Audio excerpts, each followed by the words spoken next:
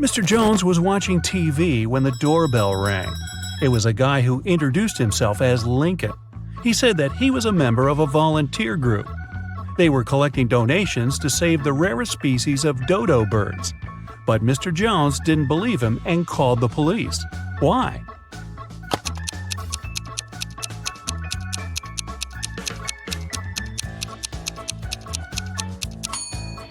There are no more dodo birds. They went extinct in the 17th century. Arwen, a rich man's only son, visited his cousin Richie. They were talking about sports and drinking tea. Suddenly, Arwen stopped breathing and fell to the floor. Richie called the doctor, who said that Arwen had been poisoned. Detective Callum arrived and started the investigation. Soon, he accused Richie of poisoning his cousin. How did Richie manage to do that?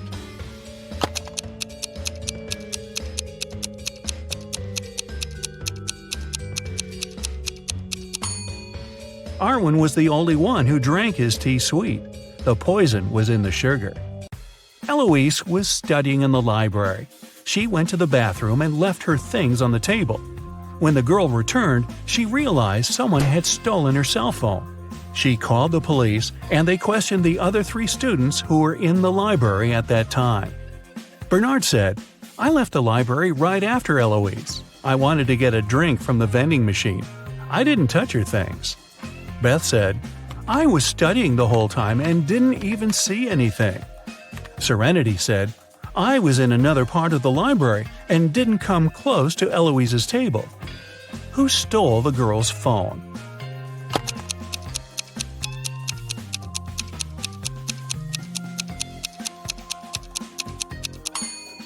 It was Bernard.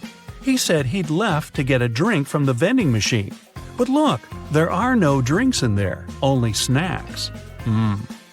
Samantha and her daughter Avery went to the lake to spend some time together. Yay!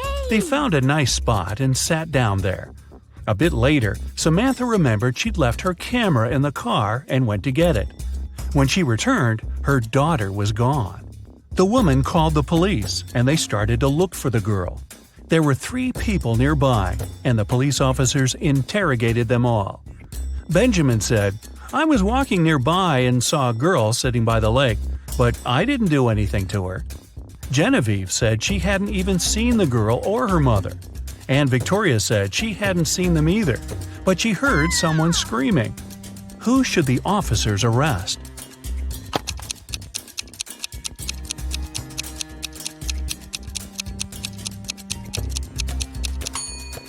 They should arrest Genevieve. Look, she's wearing Avery's scarf. Brian called the police early in the morning. He said that the night before, he and his girlfriend Estelle had been watching a scary movie together.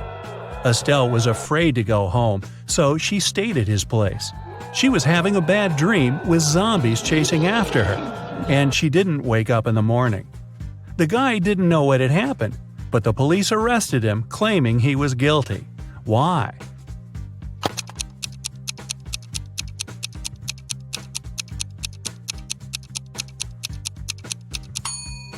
The guy said his girlfriend hadn't woke up in the morning.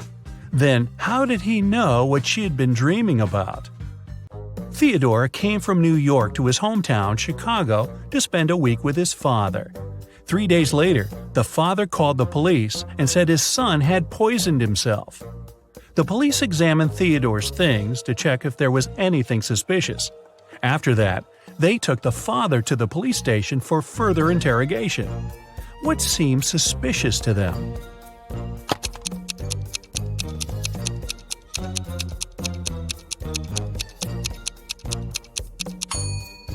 The officers found a return ticket from Chicago to New York. Theodore wouldn't have bought this ticket if he hadn't been planning to return to New York. Esme was having her usual walk in the forest. And you know what? She got lost again. After wandering around for a couple of hours, she finally found the witch's house. Esme asked the witch to show her the way back home. The witch wanted to make Esme her maid, but she had a problem. She was planning a vacation and wanted to go fishing. Her fishing rod was 13 feet long, and one was only allowed to take things no longer than 12 feet on the train. The witch promised Esme that if the girl found a solution, she'd let her go. What can Esme recommend?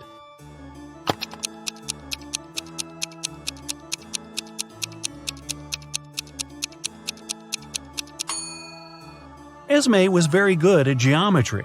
She advised the witch to put the rod in a 12 by 5 foot box. Diagonally, it fit perfectly. On a Sunday evening, Mrs. Collins was having tea at her friend's house. Her friend suddenly said that she had seen one of Mrs. Collins' daughters in the mall that day.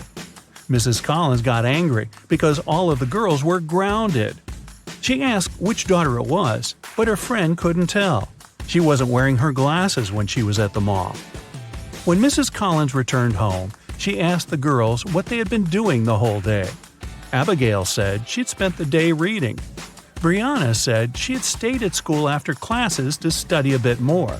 Charlotte said that she had been practicing for her upcoming piano concert. Who lied?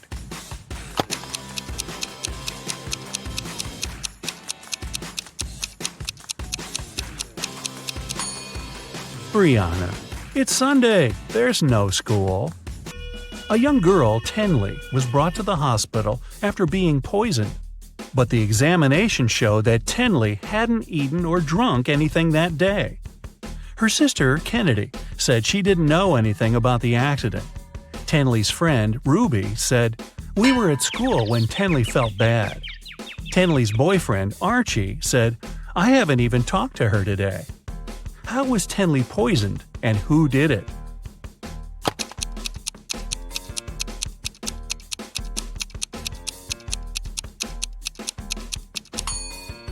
The girl hasn't eaten anything, but she has some lipstick on. That's what contains poison. And the only person who had access to Tenley's room that day was her sister, Kennedy. There was a car accident in a tunnel. The police suspected that one of the drivers, Owen, had fallen asleep behind the wheel. But Owen denied it. "I just couldn't see well because of the rainstorm," he said. The police didn't believe him and immediately arrested the man. Why?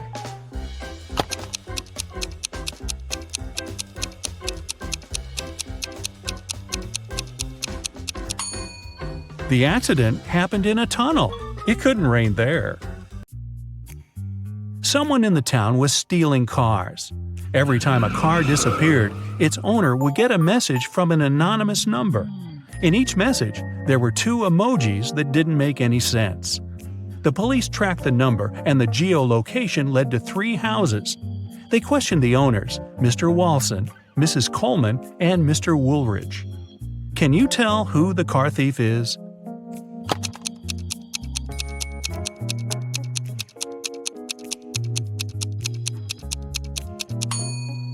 The emojis seem to make sense after all. They're a wall and a father with a son. Combine them and you'll get Walson. So Mr. Walson must be the one stealing cars. Now let's play the game Who's Less Smart? It's early morning. Tom and Joseph are driving their teenage children to school. Who is not smart?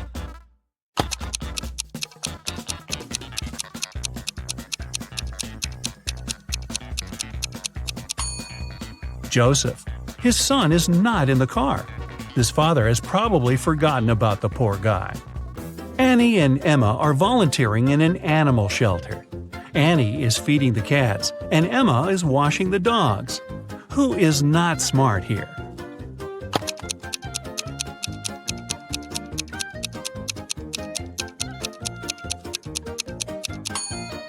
Annie. She's giving dog food to the cats. Logan and Anthony are both having job interviews at 4 p.m. Logan is packing some food, and Anthony is ironing his best suit. Who's not smart?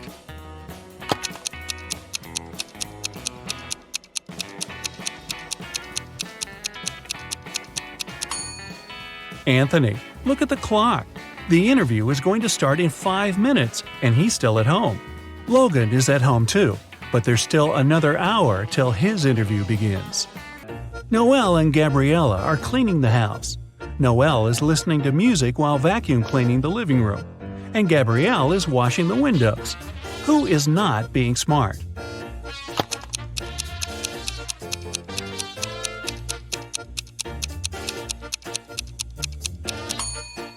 Noel. The vacuum cleaner isn't plugged in. Skylar and Autumn are both going on summer vacation. Skylar is going to Spain, and Autumn is visiting her sister in Chile. Who is not smart?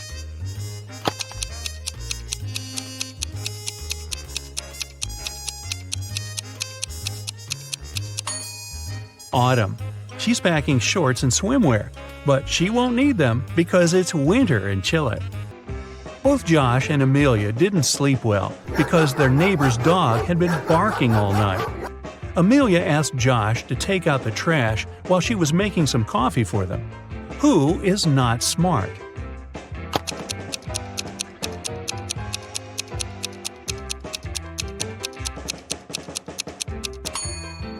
Josh. Instead of the trash, he's taken out the bags with old toys they've collected to donate. Janine and Teresa are making dinner for their families. Who is not smart?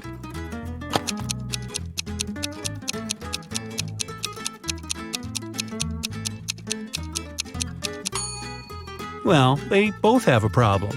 Janine is putting out a fire with water, and Teresa has a mouse in her kitchen and an ant in the dough. Space-time collapse has occurred recently in one of the most remote galaxies in the universe, the Rhino's Eye. A group of space scientists accidentally integrated an ultra-deferential evaluator into a quasi-spatial thermostat. How could you? Well, in simple words, somebody put a time machine, which looked like a TV remote control, inside a teleport that looked like a washing machine. So now, dozens of time and space anomalies are popping up all over the galaxy. You're the leader of the Universe Security. This highly developed group of humanoid creatures with dog heads monitors the order in the universe and eliminates all kinds of stellar problems and space-time anomalies. With your squad, you now have to deal with the consequences of today, tomorrow, and yesterday's incidents and turn off the teleporting time machine. You get into your Star Poodle ship and set off on a dangerous journey. The first stop is the planet Up. There, all intelligent and unintelligent life forms move vertically. All people, animals, and other amazing creatures move only up, climbing endless stairs. That's where an alien object from another galaxy and another time has appeared. Find something or someone that's not from this world.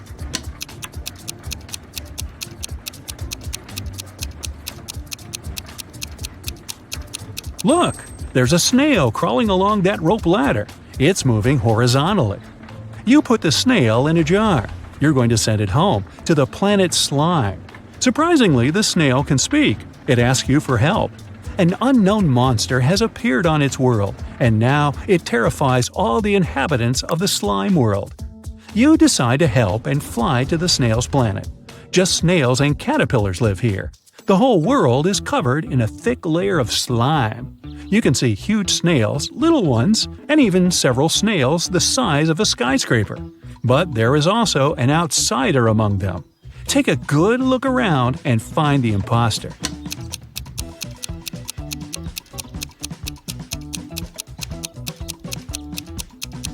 Among snail shells, you notice the shell of a big hermit crab.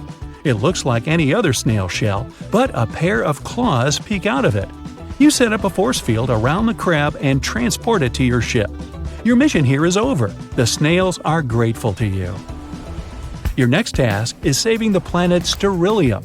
This is the most sterile planet in the entire universe. There's no dirt, no microbes, and no bacteria there. One-eyed flying crystals inhabit this pure sterile world.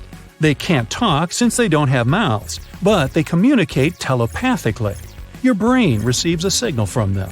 The crystals are asking for help. A huge meteorite is approaching the planet Sterilium, and you need to destroy it. You can't land on the planet because you might bring microbes here. Instead, you approach the asteroid and scan its composition. You find out the asteroid has come here from a parallel universe.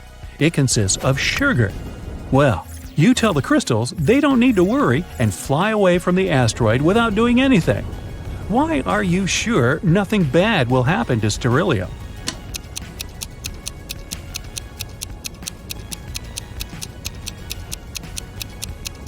The sugar asteroid will melt and burn up in the planet's atmosphere in a matter of seconds. You find out that a guest from the future has turned up on Earth 9. Technologies on this planet are not developed. Even the steam engine hasn't been invented yet.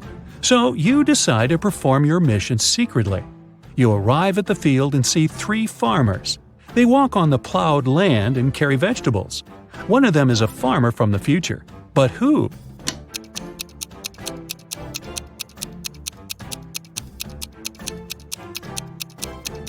Look, that guy is using a plastic bag.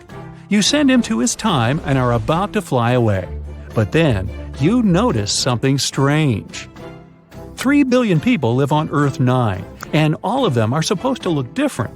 But for some reason, they're identical in appearance.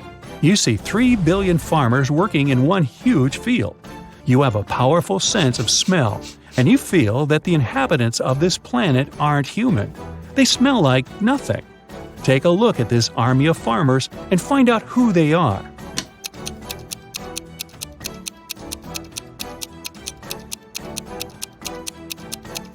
They are all holograms. One of the farmers is flickering, see? But why would someone create such a huge optical illusion? At this moment, all the farmers, the land, trees, and grass begin to blink. The whole world around you disappears. You are inside a small white room now. Your face turns into a human one. Your mouth is covered with a bandage so you can't speak. Your spacesuit turns into a gray shirt. The door opens and a big guy in a white coat enters. He gives you a mop and a bucket of water. "Wash the room," he says, and leaves. You don't remember who you are or how you got here. You need to find out what's going on, but first you need to know what you look like. How can you figure it out in a white room without any glass surfaces, mirrors, and windows?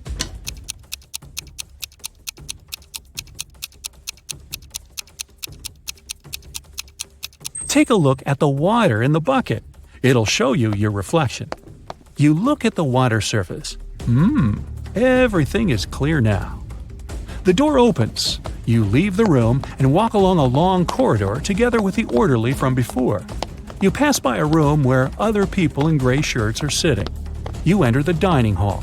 The cook pours you some water and gives you a pink donut.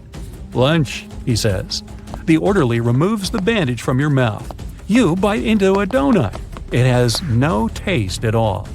At this point, you realize that everything around you is a hallucination. You're on the planet Sterilium under the telepathic influence of its inhabitants. But how did you understand this?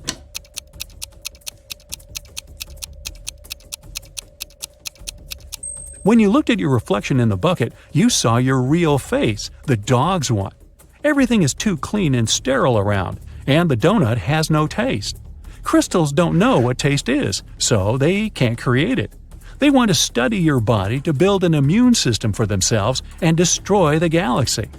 Well, you figured out their secret plan, but how will you get out of here? The only way is to use some bacteria. But where can you get microbes on an absolutely sterile planet? At the moment, you look at the orderly and spit at him. Chaos erupts all over the place. The cook screams and runs away. Your shirt disappears. You become the leader of the universe security again, and your head turns into that of a dog. Your saliva contains microbes. When you spat at the crystal, you infected the entire planet. You leave Sterilium during the microbial apocalypse. You meet with your team and are now flying through outer space. Suddenly, you catch a signal from a huge planet called Gectum. It seems the time machine is there. At the moment, the planet is falling into a black hole. You land on Gectum. The sky is slowly becoming black. You notice the shimmering washing machine. This is it. You attach several cables to the machine and lift it onto your ship. The gravitational force of the black hole is growing. Your ship doesn't have enough power to leave this place. What should you do?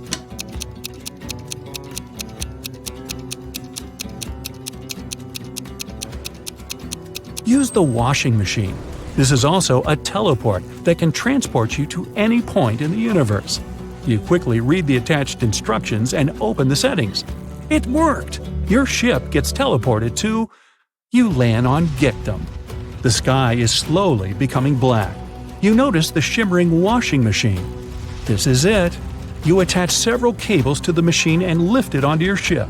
The gravitational force of the black hole is growing. Your ship doesn't have enough power to leave this place. What should you do?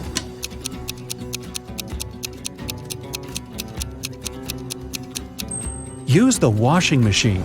This is also a teleport that can transport you to any point in the universe. You quickly read the attached instructions and open the settings. It worked! Your ship gets teleported to… Wait, what's going on? You experience the same episode again and again. Apparently, you've activated not the teleport but the time machine. Now you're stuck in a time loop and endlessly experience the fall into the black hole that devours time and space. How are you going to escape from the loop?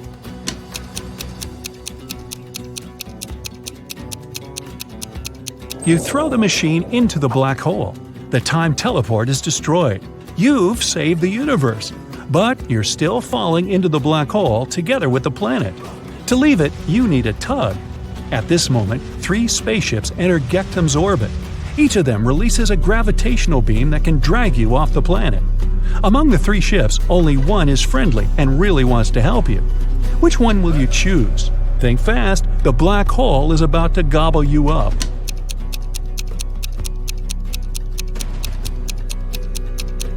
The ship that looks like a snail will help you.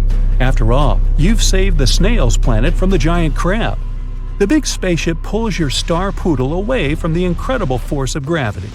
You find yourself in open space and fly away from the black hole as fast as you can.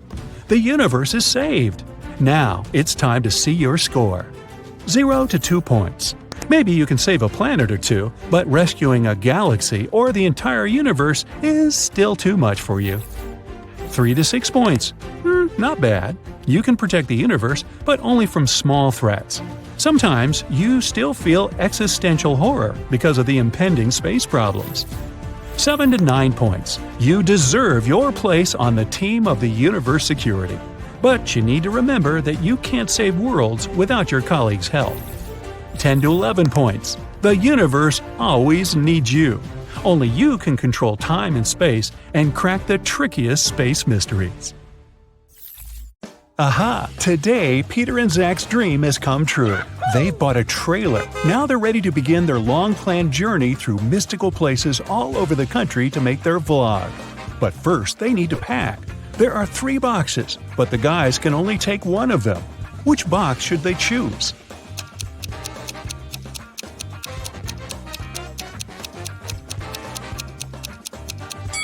The first one. Take a look at the reflection in the mirror. The second box is empty, and the food in the third box is spoiled. Several cockroaches are crawling around too, probably not the best company for a road trip.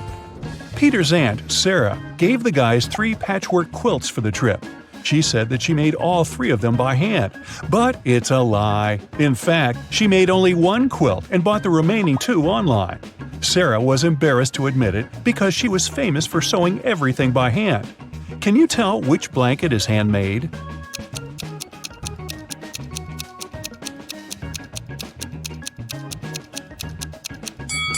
The third one.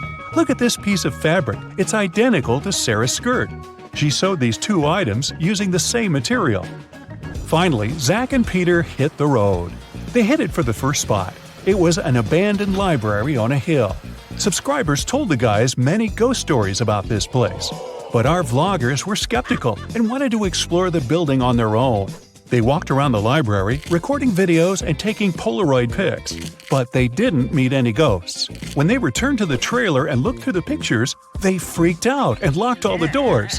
They left this creepy place as soon as possible. What scared them so much?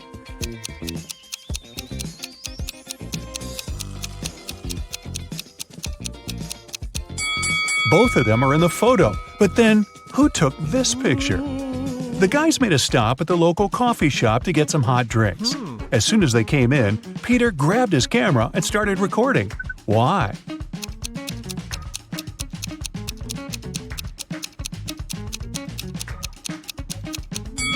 Here's a ghost. The guys ordered sandwiches, but the barista, Fiona, had to prepare online orders first. So she asked the guys to wait for their food for a while. Fiona cut one loaf of bread into 4 pieces in 12 seconds. How much time does she need to cut the same loaf of bread into 5 pieces?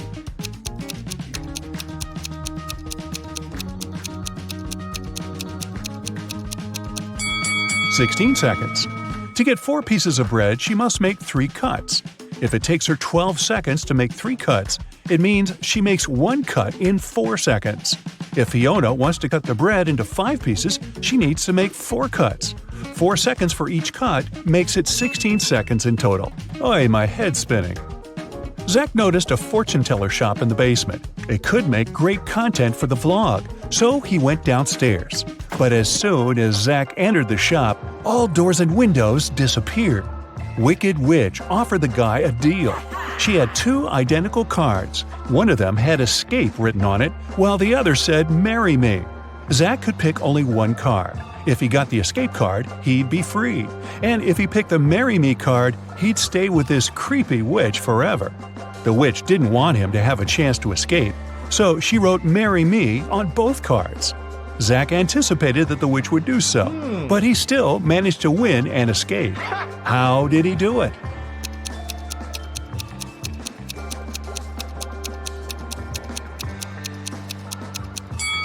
He picked a card and dropped it in the fireplace, saying it was an accident. The witch had to reveal the remaining card that said marry me.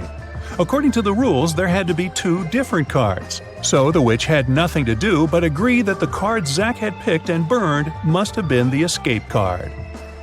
Peter and Zach continued their journey.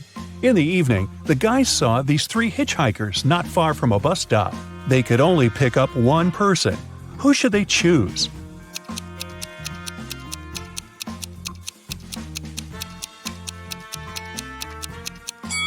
This pretty girl is a werewolf. Hey, look at her toes. She has already begun to transform because it's the full moon. And this harmless-looking elderly lady is a runaway criminal. Take a look at the poster hanging at the bus stop. It's her portrait. As for the guy, he looks pretty harmless. Yeah, his clothes are indeed stained with something red, but that's just some paint because he's an artist. Look, there are art supplies in his backpack. The artist, whose name was George, told the guys about another interesting, mysterious place. The locals called it the Haunted House. 1 week ago, George heard strange screams coming from inside. He went to check the house. A minute later, he ran away screaming. What scared him so much?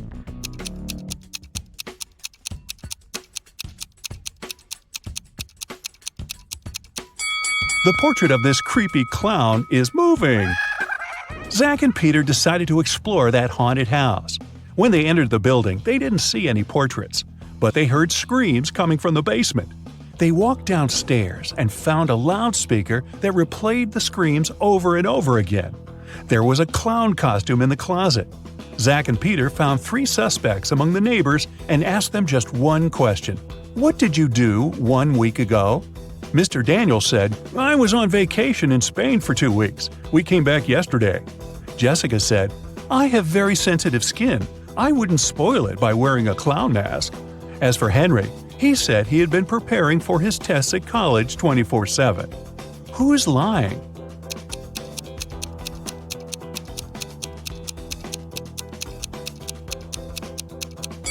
Jessica.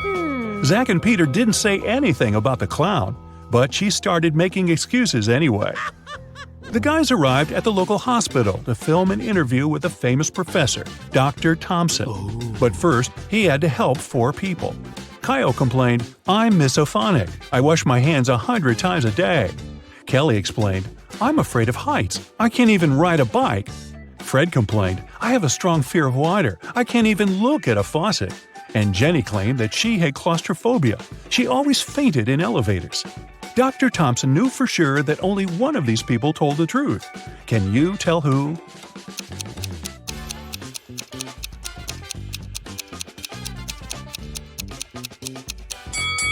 Fred can't be afraid of water. He has an aquarium with fish in his house. Jenny lives in a tiny van, so she can't have claustrophobia. And Kyle's apartment is too messy for someone who has a fear of dirt and germs. So it's Kelly. She sleeps on the floor, which is normal for someone with an abnormal fear of heights. Next stop, creepy caves. Zach and Peter went to see ancient ruins in the middle of the woods. Many people had disappeared there. The guys heard weird screams coming from the cave, ran toward the sound, and got lost. Suddenly, they saw 3 tunnels. The first tunnel was filled with fire. A hungry vampire was waiting in the second tunnel. And the third tunnel was filled with poisonous apples. Which way should they choose?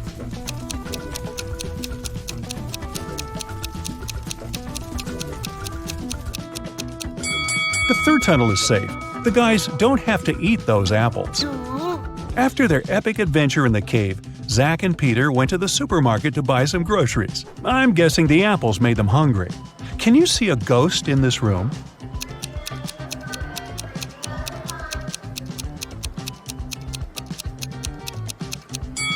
Here it is.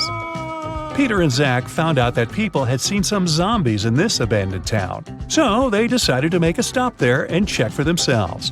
The town looked empty. The guys were very disappointed. But suddenly, a crowd of hungry zombies popped out of nowhere and started chasing them. The guys ran into a hospital and locked the door. Zombies began breaking the door down. Luckily, a helicopter with a rescue team arrived quickly. It was going to land on the roof. Zach and Peter needed to get there as soon as possible. Help them find the shortest way.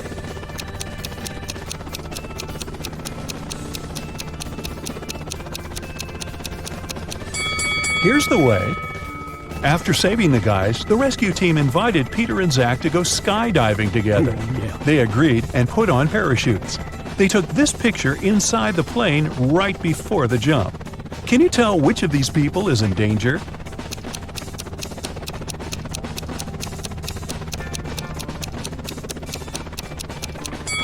This man over here, he's wearing a regular backpack instead of a parachute. The guys made a stop on the shore of a famous, mysterious lake. They went fishing. Suddenly, a mermaid jumped out of the water and dragged Zach into the lake. Peter jumped into the water to rescue his friend. Finally, he found Zach wrapped in seaweed on the rocks in the middle of the lake. 3 mermaids had gathered around Zach and were singing their songs. When they noticed Peter, they said, "We'll set your friend free if you guess which one of us is not a real mermaid." Can you help the guy?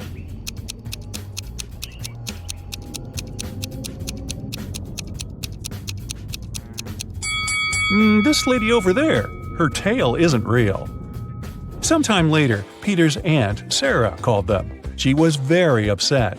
She found out that she had left her diamond ring in the guy's trailer. Peter found the ring and said, "No worries, we're going to send it back to you." But there was a problem. If he sent it by post without locking the box, the ring would be stolen. Both Peter and Sarah had some locks, but neither of them had the key that would open the lock of the other. Still, they managed to make it work and Sarah got her ring back. How did they do it?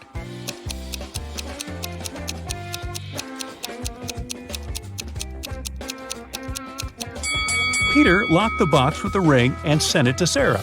When Sarah received the box, she added her lock and sent it back. Peter received the box and removed his lock. Then he sent the box back to Sarah. She opened the lock with her key and got the ring. Man, these folks lead complicated lives, don't you think? Jessica is walking down a cold street in an abandoned city. The temperature is so low that steam is coming out of her mouth. She turns the corner and notices a cart filled with food and bottles of water. It's a real treasure, especially in a world where the entire civilization is almost completely destroyed. But as soon as the girl touches the cart, 3 zombies come out of the building. They're approaching Jessica, stretching out their hands toward her. She grabs the cart and runs away, but then she stops. She understands that they are not zombies, but people. How has she figured it out?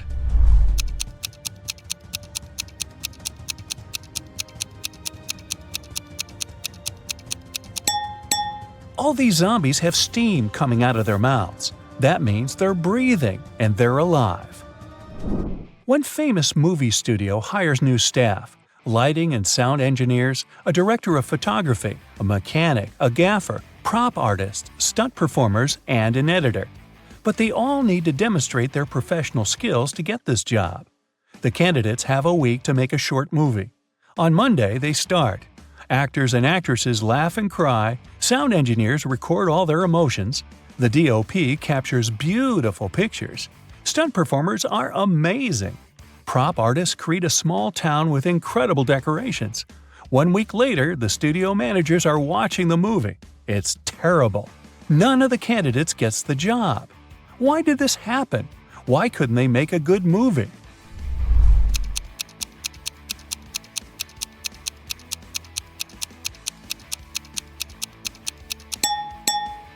There was no director among them, and no screenwriter to write a script. Two friends are sitting at the same table in a cafe. One of them is speaking about the extinction of dinosaurs. He's saying scientists are going to get the genetic code of these ancient creatures. The second friend is talking about his sister's party.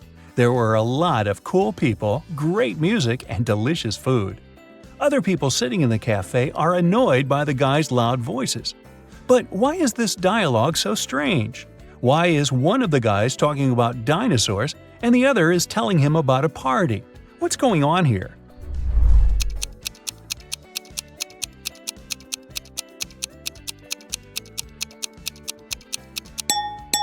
These two guys aren't speaking to each other.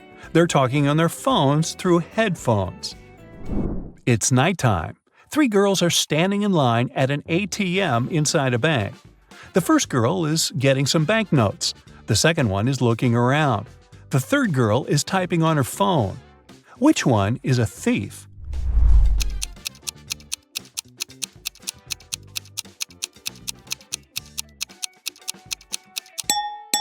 Well, they're all robbers. The bank is closed.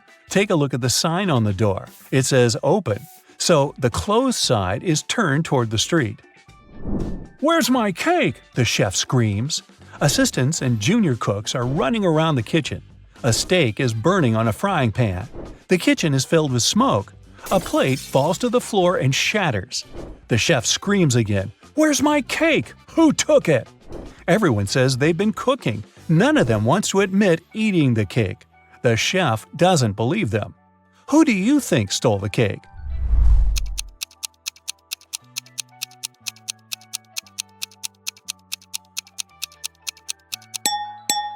Nobody. The cake is in the oven, see? Jack is in a cold cell. There's only bare ground under his feet. In the cell, there's one window, but it's impossible to escape through because it's located too high. There are no stairs and no chairs, just a shovel. Jack has no water and no food. He needs to get out of there in 2 days, but he can't dig a tunnel since the walls are too thick and go deep underground. Jack will get exhausted long before he digs his way to freedom. So, how can he escape?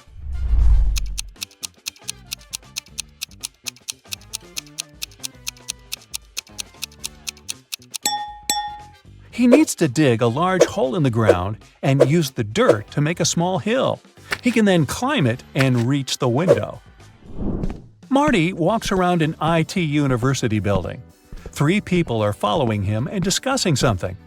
Marty enters the Hall of Holograms. People walk inside too. Marty sits down on a chair. As for the 3 people, they go on the stage, still talking. Some of them are holograms. But who?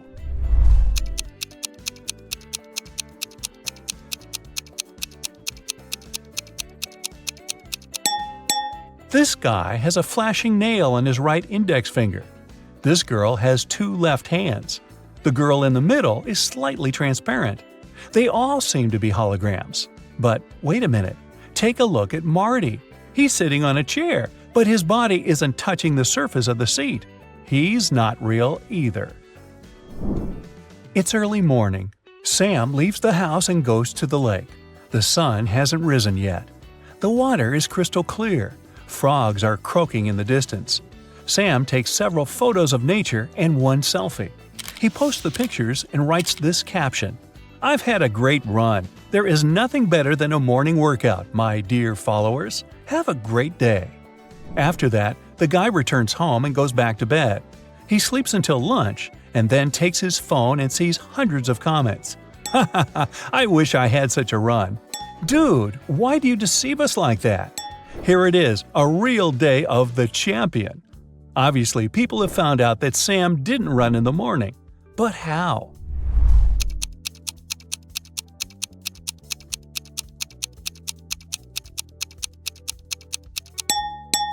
He wrote that he had just had a run, but his face isn't red and he isn't sweaty at all. There are 4 different countries on one distant continent. Each of these countries has its own emblem with one simple symbol. The same number of people live in each of the countries, 9 ordinary citizens and 1 monster. 1 queen, 1 king, and 1 prince. 2 jesters sometimes drop by these kingdoms. What is this continent?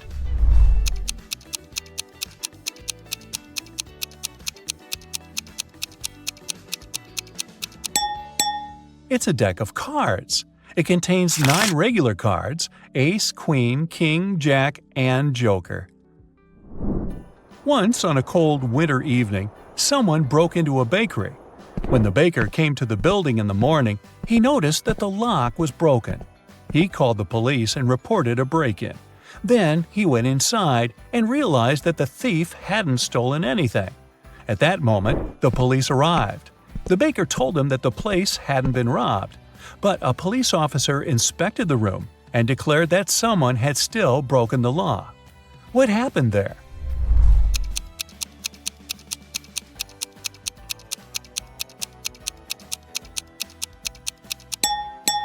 There are almost imperceptible footprints leading to the pantry. The thief must have hidden there to wait for the baker to receive the day's earnings. Mickey has been wandering in a desert for several hours. He's tired, thirsty, hungry, and sleepy. He notices a big house standing on the hot sand. Mickey goes inside and sees a massive block of ice in the center. Someone must have put it there for a reason. Mickey licks the ice, but it doesn't quench his thirst. He decides to wait. It takes a couple of seconds for 1 drop of water to evaporate in the desert, so the ice should melt soon. The guy leaves the building and goes for a walk. Several hours later, he returns to the house, but nothing has changed. The ice hasn't melted. How is this possible?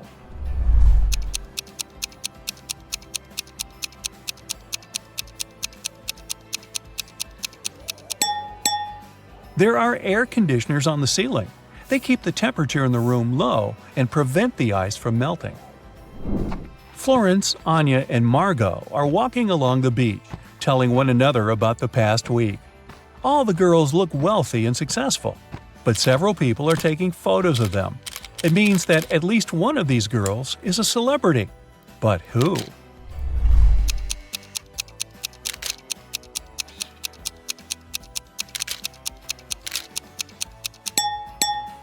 It's Anya. Look, that guy is wearing a t-shirt with her face on it. Marcus is leaving a large shopping mall. He pulls his phone out of the pocket and accidentally drops it. Oh no, the screen is cracked. Marcus gets into a taxi and goes to a phone repair service. He sees dozens of shops. Each of them offers its own services. Battery replacement, the best service in the city. Let's fix your microphone, and dozens of others. Help Marcus choose where to go.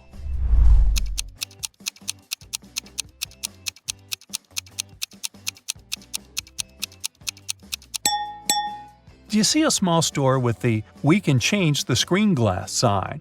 This is what Marcus needs. Somewhere at sea, a huge ship is traveling. People on the deck are having fun, speaking, drinking cocktails, eating delicious food, enjoying beautiful seascapes. This is a passenger liner. It doesn't have any secret mission. The passengers are ordinary people with ordinary jobs. They discuss the weather, new theater plays, music, books, and travel destinations. They all seem to be intelligent and educated. The strange thing is that no one takes any photos and posts them on the internet. Okay, the internet may not be working so far from the shore, but why don't they take selfies?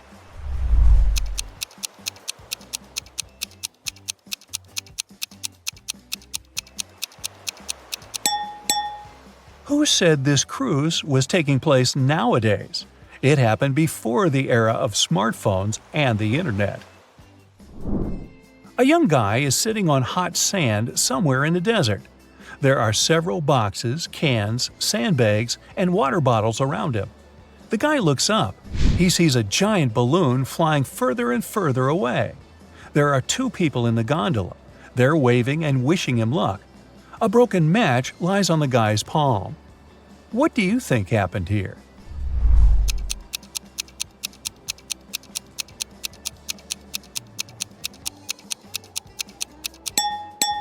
Three people were flying in a hot air balloon over a desert.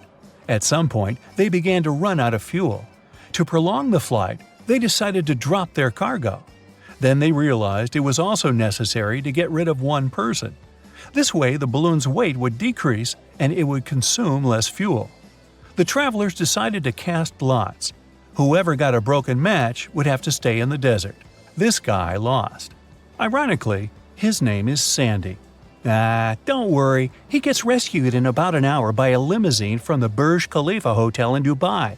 He'll be in luxury, while the other two people are stuck in a hot air balloon over the desert. Who's the loser now? You go to a swimming pool once a week, and today's the day, but everything suddenly goes wrong. As soon as you enter the swimming pool, you look at the TV in the hall. Breaking news! Someone spotted a zombie in town. They probably went downtown, and they may be anywhere. If you see one, call the police immediately. You think it's probably safer to stay in the swimming pool. Zombies are slow and probably aren't good at swimming. So you go to the shower to change, but as soon as you enter the shower room, you notice that something's off.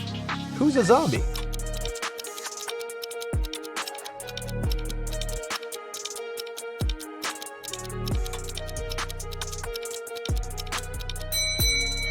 The two girls seem completely fine, but there's a bandage on the man's leg.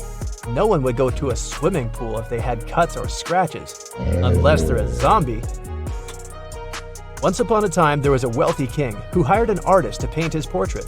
The artist told the king that he wanted to be paid in gold, and he wanted to get paid every day. He also said it would take him 7 days to finish the painting. The wealthy king had only large bars of gold, and he wanted to give 1 bar for his work. But since the artist wanted to get paid daily, he needed to come up with a plan. He had a magic tool that could cut any material, but it was able to make only 2 cuts. How did the king split the gold bar so that the artist got his gold every single day in equal amounts?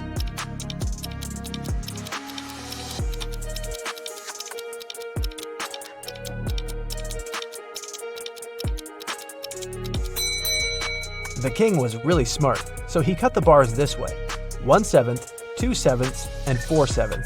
The first day, he gave the artist 1/7 of the gold bar. The second day, he gave him 2/7, but took 1/7 back as change. The third day, he gave 1/7 back.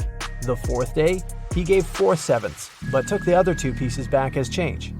The fifth day, he gave 1/7, so the artist got 5/7 of the bar. The sixth day, he gave 2/7, but took 1/7 back again. And the very last day, the artist got 1/7, so in the end, he had a full bar of gold.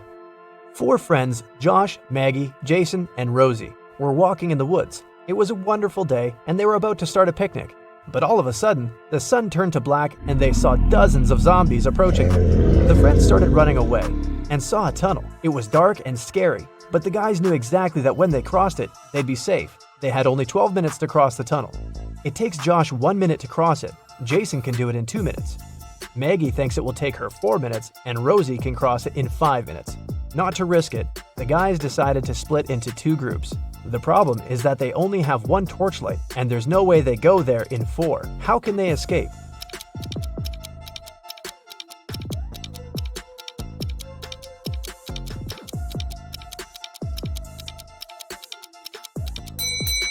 First, Josh and Jason should cross it with a torchlight while the girls are waiting on the other side. It takes 2 minutes, plus 1 minute for Josh to go back. They still have 9 minutes. Josh hands the torchlight to the girls, and they cross the tunnel in 5 minutes. 4 minutes left. When the girls are on the other side, they give the torchlight to Jason, who comes back to take Josh in 2 minutes, and they run back together in another 2 minutes. The airport security had an emergency alert. There's a man with fake documents trying to fly away from New York. They had 3 suspects who look almost the same. Which passport is fake?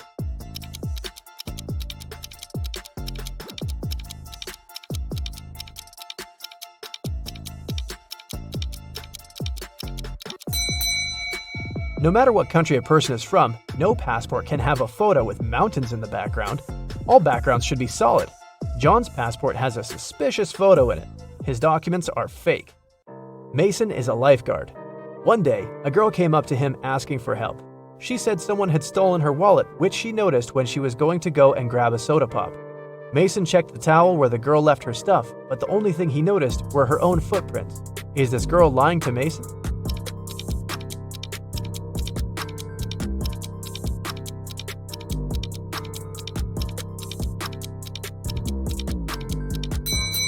The girl was telling the truth. Mason had an eagle eye, and he saw a guy with a fishing rod.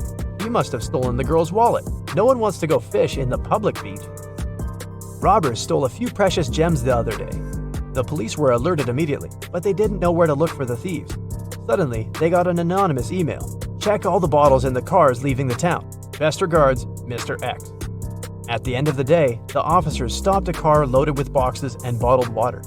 The bottle bottoms were all covered with paint, so they thought the gems should be in one of them. The level of water was the same in all the bottles, but when one of the officers placed one of them right next to the box, he instantly realized something was off. What was it?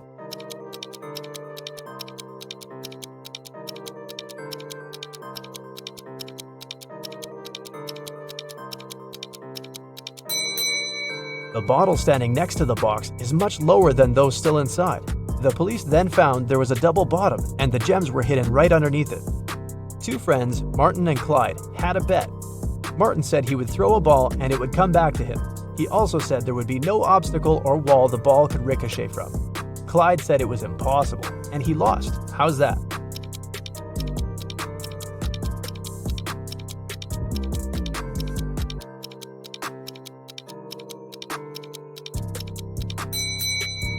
Martin threw the ball straight up. It obviously came back to him. No magic, just physics. Emily grabbed a really nice muffin at the cafeteria and put it on the office desk. She wanted to save it for later, but when she came back from the meeting, she saw someone had eaten her muffin. There were only 3 people who could do that, and only one person is telling the truth. Grace said it was Alicia. Alicia said she didn't eat anything. Tina says she didn't eat anything either. Who ate the muffin?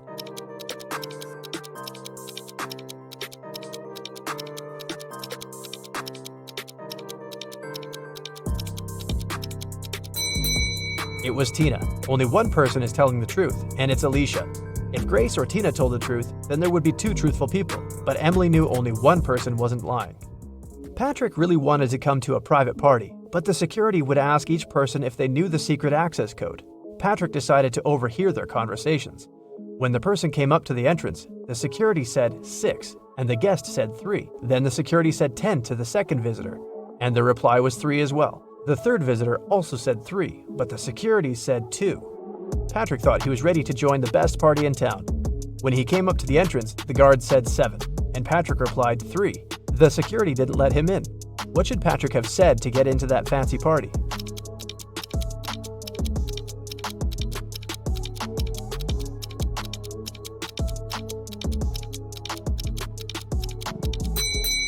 He should have said 5. The guest needed to count letters. 6, 10, and 2 have 3 letters. That's why the answer was 3. In the word 7, there are 5 letters. Ben loved diamonds. For some time, he would spend $5,000 a day on precious stones. At some point, he realized he had too many gems, so he started selling them at $3,000 a piece. Sometime later, he became a millionaire. How is that possible if he was obviously losing money?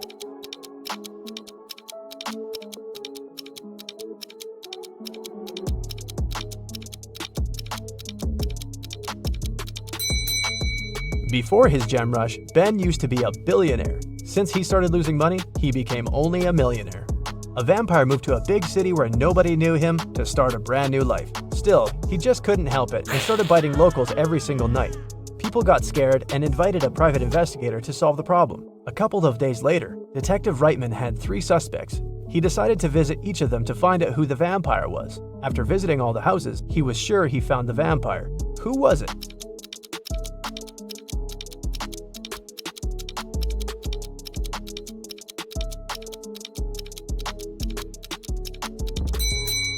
Well, the man on the left has loads of garlic in the kitchen, and vampires are scared of it. The second suspect had a lot of silver-plated accessories, earrings, piercings, and a chain. Vampires don't really like silver. The guy in the blue shirt is a vampire. Long ago, in the kingdom of Riddles, a criminal was caught. The guards took him to the king, who was famous for loving riddles. King Archibald said that if Harry, the criminal, managed to solve his riddle, he would set him free. Harry agreed, and Archibald drew a 2-foot line on the ground with his foot. The king asked Harry to make this line 2 times shorter without touching it. In the end, Harry was free. What did he do?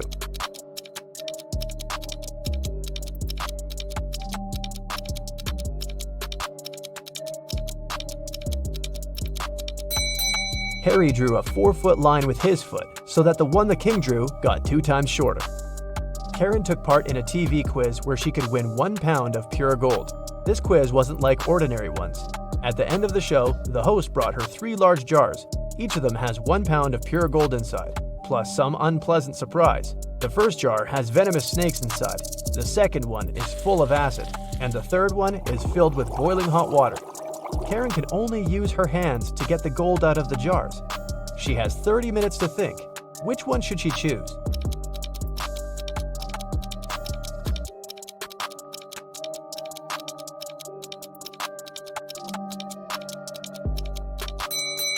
Karen should choose the one with hot water.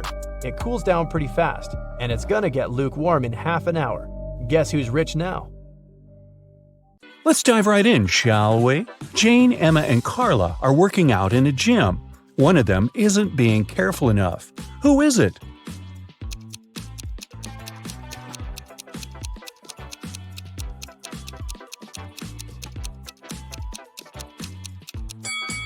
It's Carla.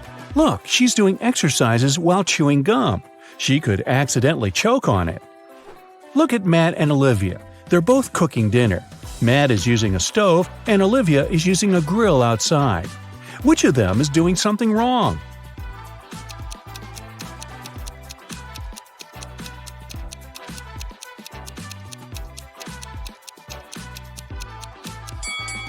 It's Matt.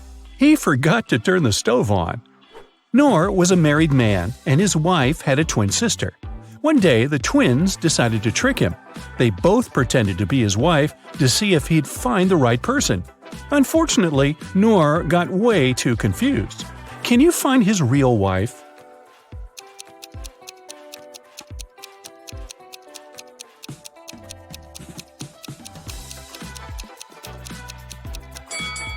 Look at the wedding picture of Noor and his wife.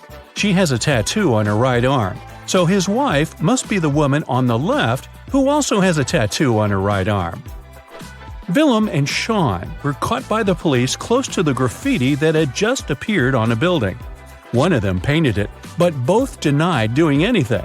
Who do you think is lying?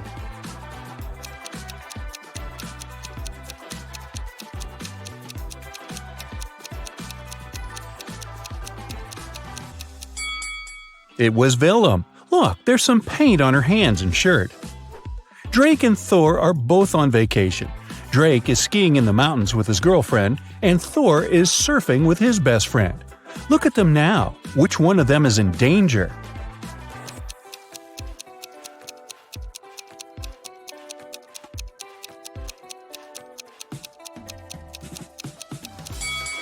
Drake! He's screaming in the mountains. It's not safe because it can cause an avalanche. Now, let's find some pet owners. For example, look at these 3 girls. Can you figure out who the cat belongs to?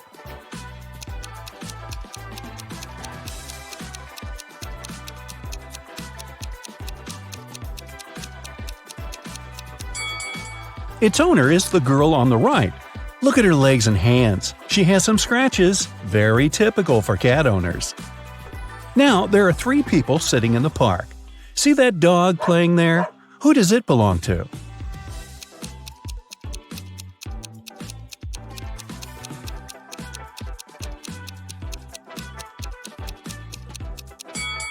To the guy in the middle.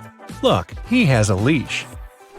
These guys, Ian, Noah, and Luke, are basketball players. They're getting ready for the game in the changing room. Which of them is Noah?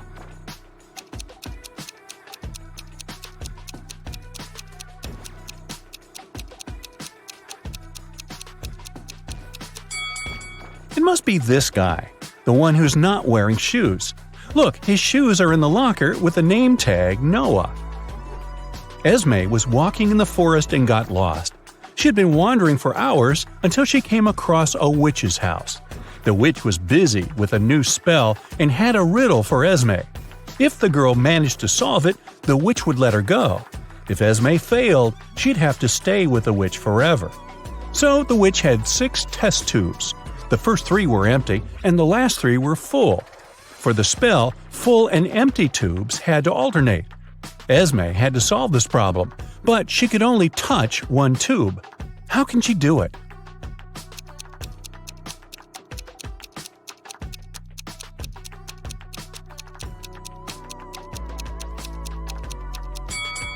Esme should take the 5th tube and pour the liquid from it into the second one. A bank was robbed on a Friday evening. There were no customers and no signs of a break-in, which meant it was one of the bank employees. The robbery was discovered by the bank director, Mr. Perry. There were 3 main suspects, Miss Cott, Mr. Mendez, and Miss Morgan. All of them denied being anywhere close to the safe, but one of them lied. Who was it?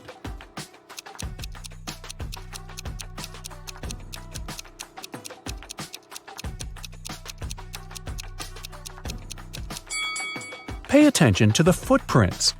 These must belong to Mr. Perry, but there's another pair which must be heels. Mr. Mendez is wearing sneakers and Miss Morgan is wearing flats. Miss Cott is the only one wearing heels. The footprints are likely to be hers, so she lied. Mrs. Nichols has 4 daughters and a son. The oldest daughter's name is April. She's an artist. The second daughter is December. She's into sports. Her third daughter is August, and she's keen on cooking. May is the 4th one, and she likes reading. Their brother Adam is the youngest in the family. How is his name connected to his sisters?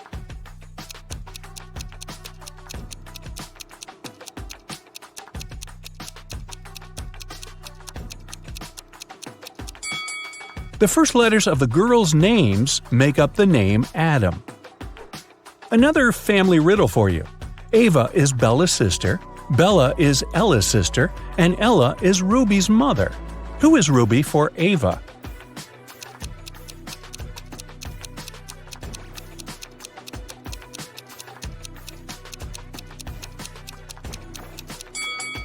If Ava is Bella's sister and Bella is Ella's sister, it seems like the 3 of them are sisters.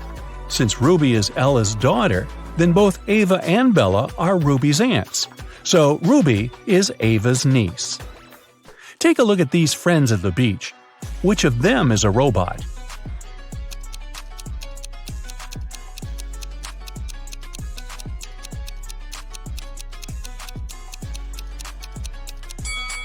It must be this girl. Look, it's very hot outside and everyone is sweating, except her. That's kind of odd. The police also broke into 3 apartments. In one of them, a robot lives. Can you guess where?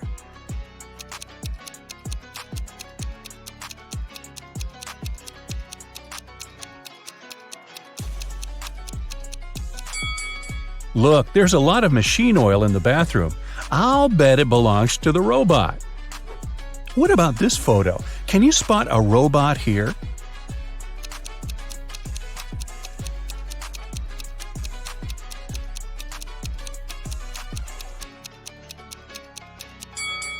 It's summer and everyone is wearing shorts and tops, except for this guy. He's wearing long pants, a long-sleeve shirt, and even gloves. He must be hiding his body. I'd say it's him.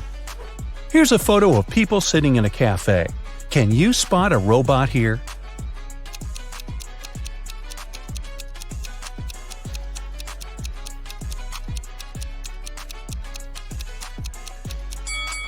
It must be this lady, since she's not drinking or eating anything. Guess why? Well, robots can't eat human food, obviously. Another peek into some people's houses. One room belongs to a robot, but which one?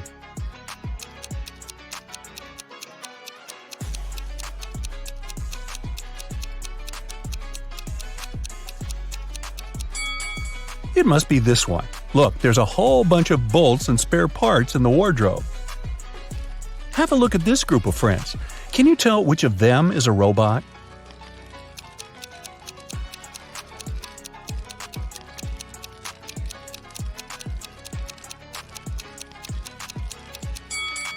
It must be this guy.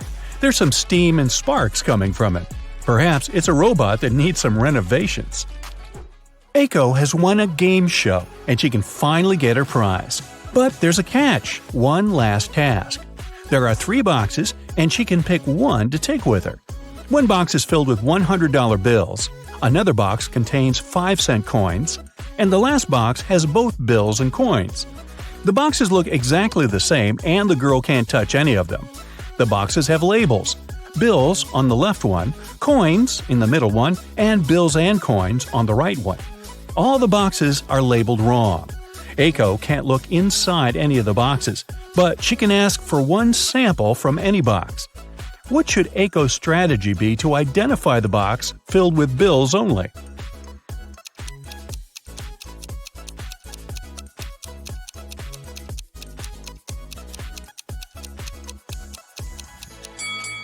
Since all the boxes are labeled wrong, Aiko should ask for a sample from the bills and coins box. If there's a bill there, then that's the one she needs. She should simply take it. If there's a coin, then it's the box with coins. In that case, the remaining boxes contain bills and bills with coins. And since the labels are incorrect, the one with bills is the one marked with the label coins. The day that is tomorrow for the day after tomorrow is as far away from Wednesday as the day that is yesterday for the day before yesterday. So, what day is it today?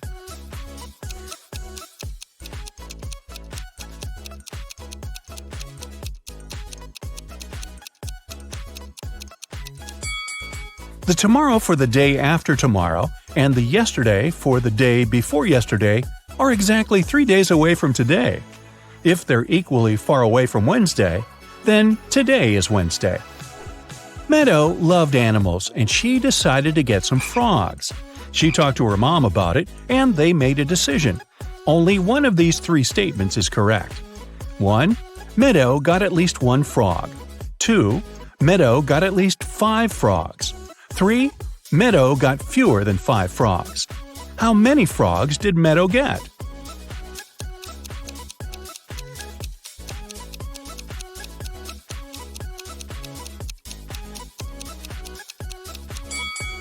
So, only one statement is correct.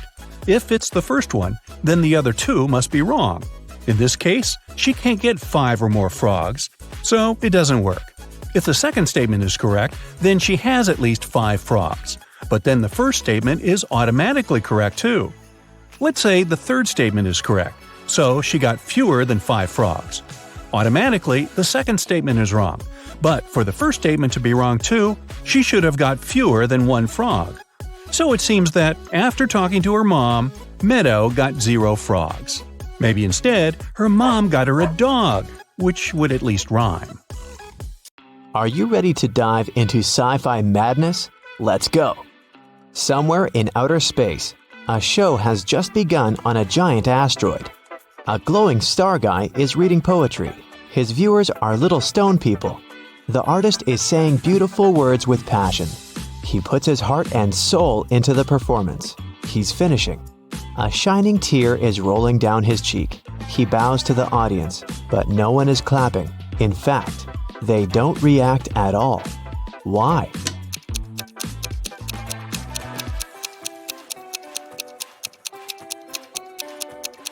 Because this is outer space. There's no sound here.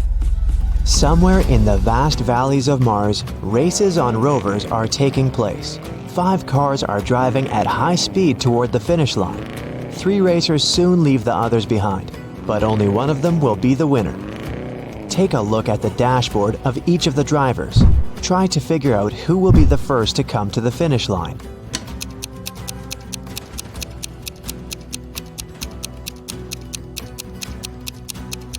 The speedometer arrow on the first rider's dashboard shows the maximum speed, but he won't win because the fuel indicator is flashing. The second racer seems to be fine, but look at the mirror. no one is reflected there. The car is moving without a driver. The third driver will win. Each of these 3 friends is going on a journey. They have already packed their suitcases and filled the tanks of their spaceships. This guy says he wants to visit Neptune.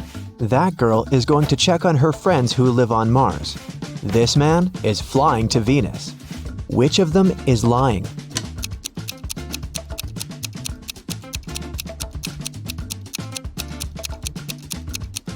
Venus is very close to the sun. It's a scorching hot place. And this man is wearing warm clothes. He's probably lying. "Show me your hands!" The head of the Department of Extraterrestrial Beings screams. 3 detainees are sitting at the table. One of them is not human. Look at their hands. Who do you think is an imposter from another planet?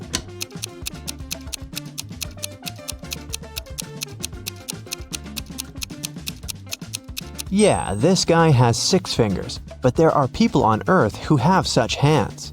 Look at this girl. She has shining green eyes. Apparently, she's not from our planet.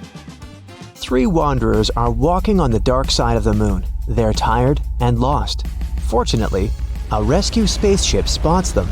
The travelers beg to take them on board, but there is only one seat. The first wanderer carries a heavy box with meteorite rocks. He's tired and can no longer walk with this load. The second guy carries nothing, but he looks sick. The third wanderer says he's exhausted because he's extremely thirsty. He hasn't drank for 2 days. Who really needs help?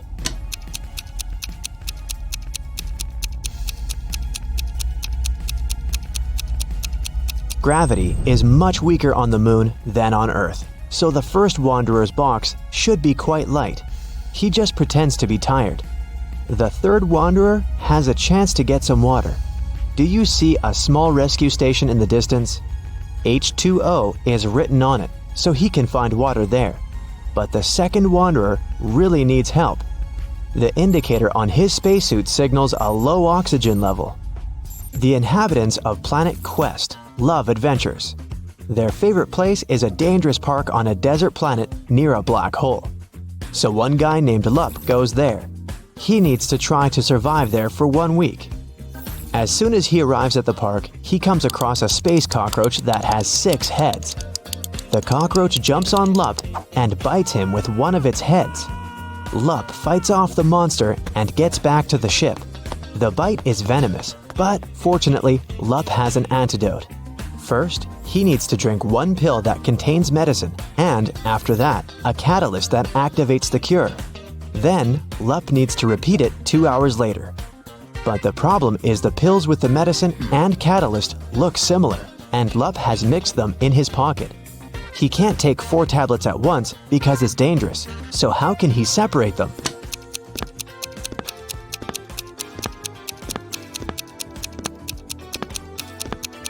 Lup needs to crush all the pills and divide the powder into 2 equal parts. One is for now, and the other he'll swallow 2 hours later. There will be the same amount of catalyst and antidote in each part. You're on planet Veveki, in the Purple Pencil Nebula. Right now you're wandering through a dark forest. The trees are covered with pieces of toilet paper instead of leaves. You know you have company in the woods, a werewolf. You come to a rocky cliff and see 3 bridges leading to the other side of the forest. There are people on every bridge. Which one is the werewolf?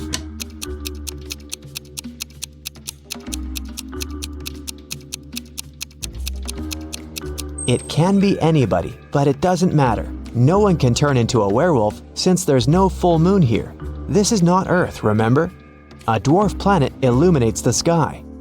Welcome to the moon again. Right now, you witness the most incredible jumping competition. Thanks to the weak gravity on Earth's natural satellite, athletes can jump really high.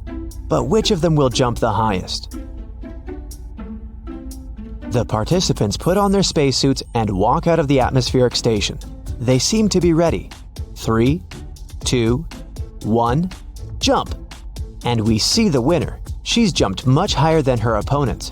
But wait, there's something wrong here. This participant is not worthy of the title of the winner. She cheated. But how did you understand that?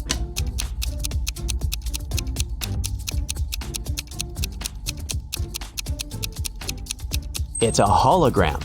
All the participants left footprints on the ground after jumping and landing. But this girl has left no traces, which means she's not real. On the shore of Molten Gum, far away from the village of Talking Stones, there's a big house. This building is different from all others in this neighborhood since it exists in two-dimensional space. The owner is a rich architect, Mr. Ali Lee Bulb, who has just woken up after a 90,000-second nap. He finds a broken diamond banana in the kitchen. Mr. Ali Lee Bulb gets angry and calls everyone who was in the house while he was sleeping. He's going to find out who broke his amazing piece of jewelry. Big closed eye, cardboard giraffe with glasses, and three-headed pelican come into the living room. Tell me who broke the banana. Mr. Ali Lee Bulb says. I didn't do that. I was visiting rich old people in their dreams, Big closed eye tells him. I was watching the Liquid Laughter 3D movie in the living room all this time, The giraffe says. I have no idea who I am and what's going on here. I haven't touched your banana, said one of the pelican's heads. Mr. Ali Lee Bulb immediately realizes who's lied to him. And you?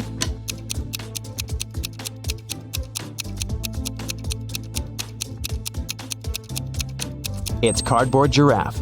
He couldn't watch a 3D movie since the house only exists in 2 dimensions. It happened on a dark night on a purple planet. A fluffy snake crawled into the house where a purple guy was sleeping. It bit him, and the purple guy decided to go to a hospital. He told the doctor everything. She looked at the guy attentively and told him the snake hadn't been venomous. How did she know that?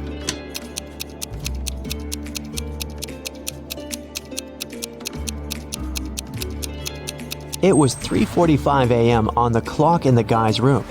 Now it's 11:45 p.m. on the clock in the examination room. The purple guy has spent almost a day trying to get to the hospital.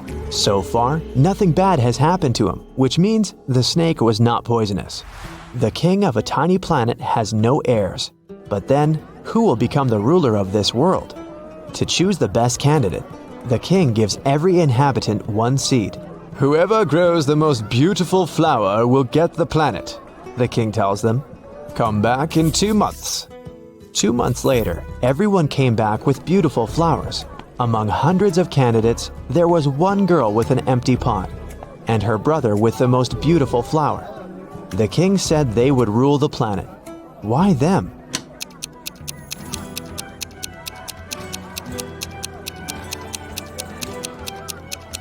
All the seeds were fake, and the girl didn't want to deceive the king by replacing the seed. Meanwhile, her brother put a lot of effort into growing the most beautiful plant to achieve his goal.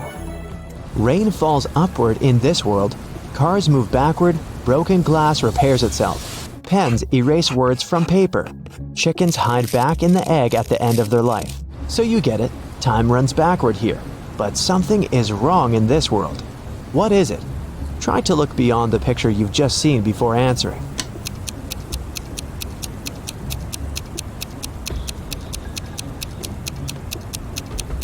The correct answer is my voice. It's not reversed.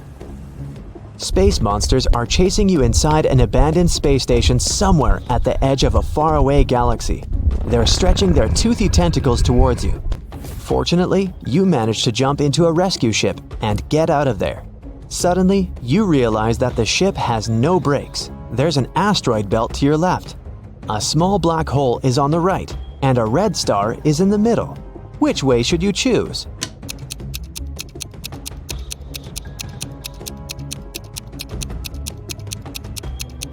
None of these. Don't forget that you can also fly up or down. You're in outer space.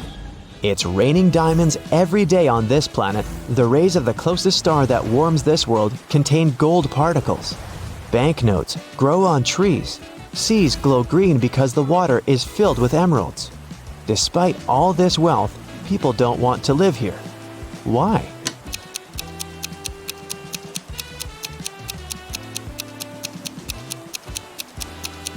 Gold particles in the air can damage human lungs within seconds.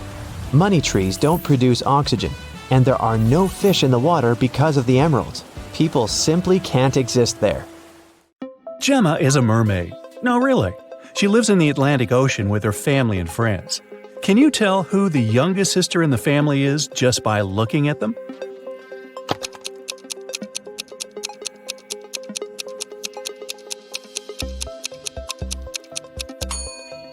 Take a look at the granny mermaid.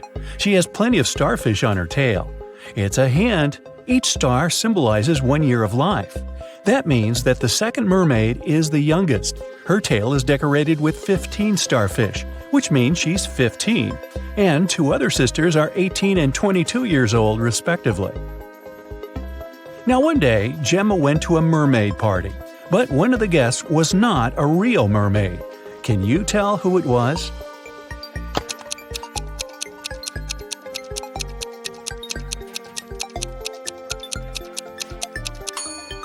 This shark over there is not a mermaid. Gemma's mother, Fiona, owns a cute one-story jewelry store for mermaids. She came to her store early in the morning and found out that the most expensive necklace had been stolen. She called the underwater police. Detective Fisher arrived and questioned Fiona. "I closed the store at 10 p.m. and went home. The pearl necklace was still right there." Detective Fisher identified 3 suspects. The owner of the store next door said, "I closed my door at 8 p.m. and went home right after that." The guard said, "I was on duty last night. Perhaps the thief snuck into the store when I was patrolling another floor." And the cleaning lady said that she'd finished cleaning at 4 p.m. Then she rushed home because her husband was having a birthday party. So, who's lying?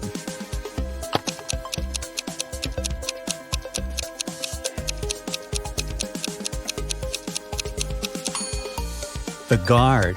Fiona's shop is a one-story building. He couldn't be on another floor when the necklace was stolen. There's no other floor. Gemma was swimming with dolphins and reached the surface of the ocean. Suddenly, she noticed 2 handsome guys, Nick and Rick, and they were both in trouble. Which guy should Gemma save first?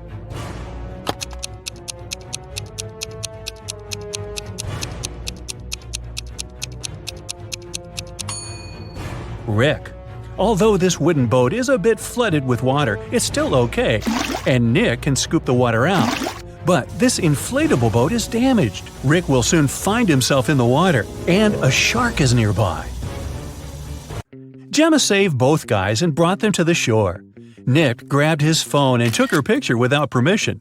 Gemma asked him to delete the photo because merfolk didn't want people to know about them. Nick said, "Okay, I'll delete the evidence, but first you gotta crack my riddle.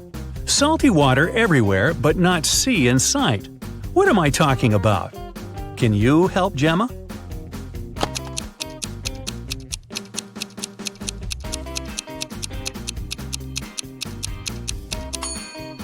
The correct answer is tears. Rick asked Gemma on a date, and she said yes. She went to a local witch doctor to buy a potion to get human legs for 24 hours. The door to the witch's house was locked, and the note said, "If you want to meet me, find the key first." Can you help Gemma find the key?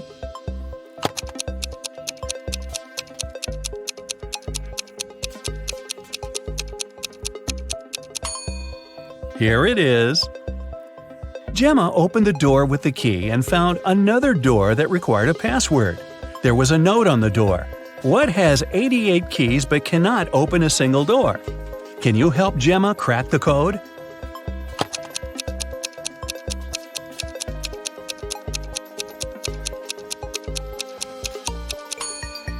It's a piano. Gemma didn't have any money. The witch offered her this deal. If you guess my riddle, I'll give you the potion for free. But if you don't crack it, you will be my servant forever. So listen, 2 in a hole and 4 in a pack.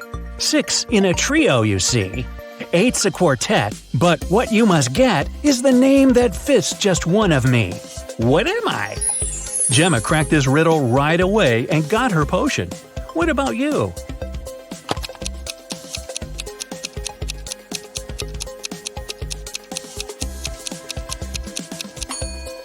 The correct answer is half.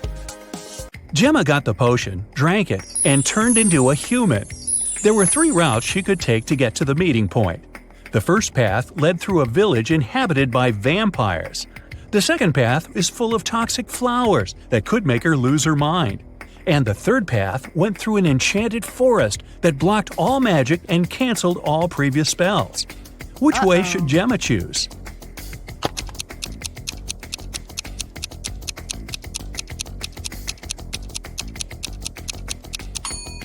The first option is the safest. It's a sunny day and vampires are probably sleeping. Rick and Gemma met at a restaurant called Three Mermaids. But there are only 2 statues of mermaids on the porch.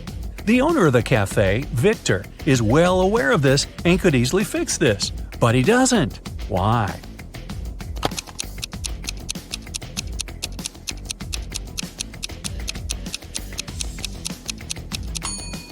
This is his business strategy. Passers-by notice the mistake, enter the restaurant to inform the owner, and often stay for lunch. Rick is a detective at the police station. During his dinner with Gemma, he received an urgent call from work. Jeff, a country house owner, said that his housekeeper had tried to get rid of him. The night before, the housekeeper gave him an apple for dessert. The man took a bite and passed out. He woke up the next morning and immediately called the police. Rick and Gemma went to the crime scene. The housekeeper denied everything. Gemma didn't know who to believe, but when Rick examined the crime scene, he understood who was lying right away. Who's the liar, the housekeeper or the owner?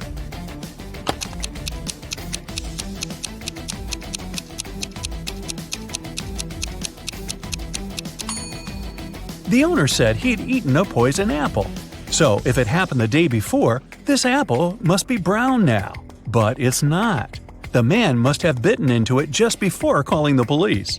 Gemma didn't notice this clue because she doesn't live on land. Rick and Gemma decided to have a picnic in a sunflower field. But something's wrong here. Can you tell what exactly?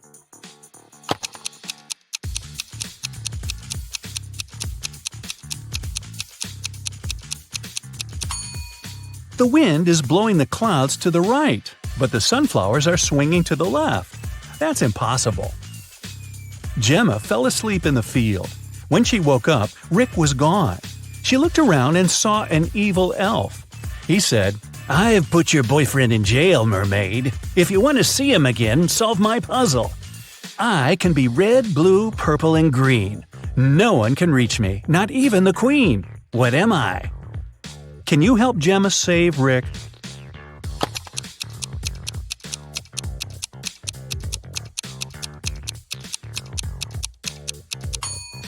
The correct answer is rainbow. The elf took Gemma to his secret lab. He said, "I've cloned your boyfriend so we don't need him anymore. Now you may take him home. Unfortunately, I don't remember which of them is the real Rick, but you know better. Can you help Gemma decide which of these guys is her Rick?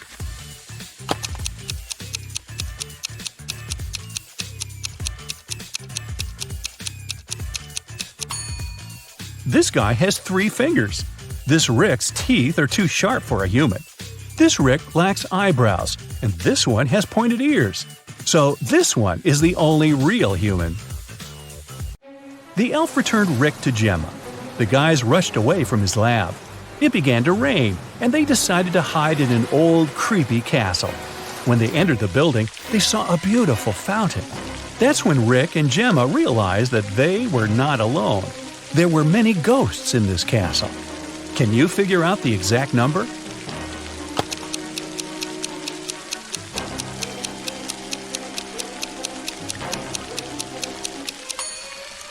There are 7 ghosts in this picture. One of the ghosts is hiding inside the fountain. And the guy over there is not a ghost. He has feet and he's sweating. He's the owner of the castle. The owner showed Rick and Gemma his art collection. It contained an ancient and expensive item he was very proud of. "This is a picture created by a 16th century artist. I got it from my father, and he got it from his father too, and so on." But Rick didn't believe that the painting was original and called the castle owner a liar. Why?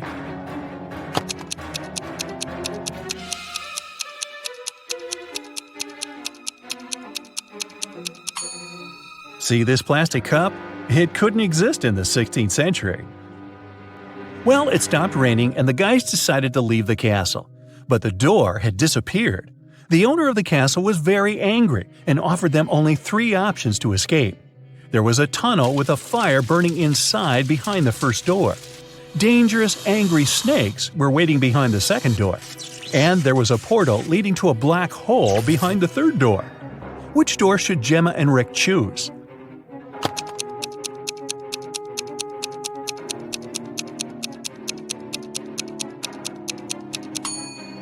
The first door. They can put the fire out using the water from the fountain and vases from this shelf. Rick and Gemma went to the beach because the 24-hour spell was coming to an end. Gemma had to return to the Sea Kingdom. Suddenly, the Wicked Witch appeared out of nowhere and said, "You guys are so cute. I don't want you to be apart. If you manage to solve my riddle, I'll turn Gemma into a human for good. Here's your task. How to poke a balloon without popping it." What do you think? Rick cracked this riddle right away. What about you?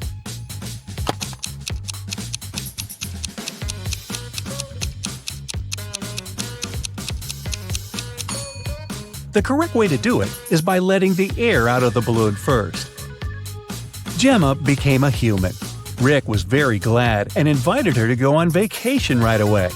They arrived at the airport, but suddenly an elegant lady began to shout. Someone had snatched her super expensive bag. Rick reacted quickly. He detained 3 suspicious passengers who had been hanging around for the last hour. Rick and the airport security watched the footage from the cameras. Unfortunately, they could only find the footage of the events from 5 minutes before the theft. So, who's the criminal?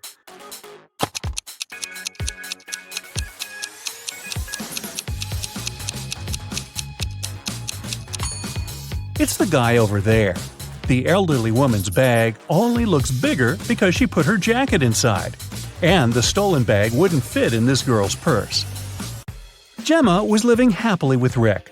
But one day, she received this postcard from her mermaid sister. Gemma was horrified. She dropped everything and went back to the Sea Kingdom to save her sister. But when she got there, she saw that her sister was safe. How did she survive?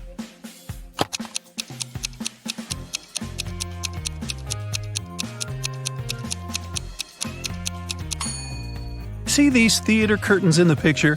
It was a show for the inhabitants of the sea. Well, that figures.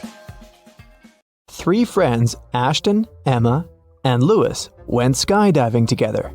This is them right before they jumped out of the plane. Which of them is in danger?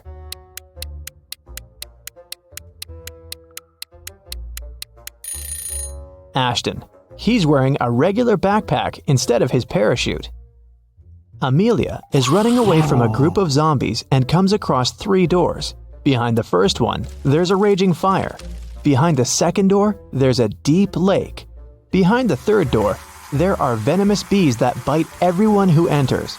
Which way is the safest?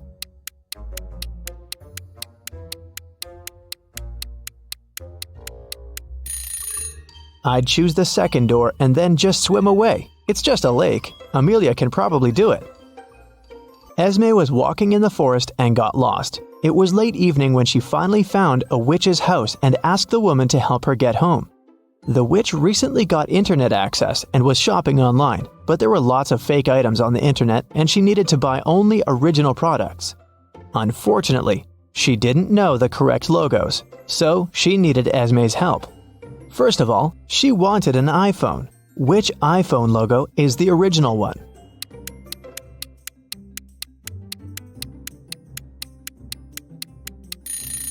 Of course, this one.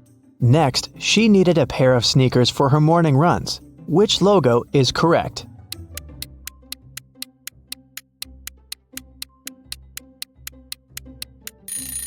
Here it is. Next, she wanted to get a fancy purse. Which Chanel logo is correct?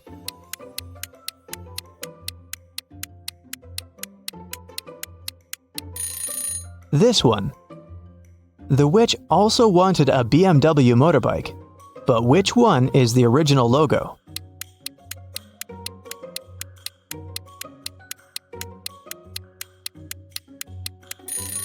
Yep, that's right.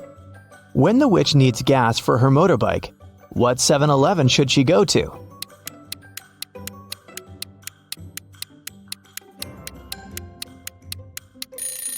It's this one. Amazing! Now Esme can go back home. Evelyn went to a corporate party with her husband. At the party, she suddenly blacked out. When Evelyn woke up in a hospital, she couldn't remember anything. There were 2 men in front of her, and each of them claimed to be her husband. But which one tells the truth?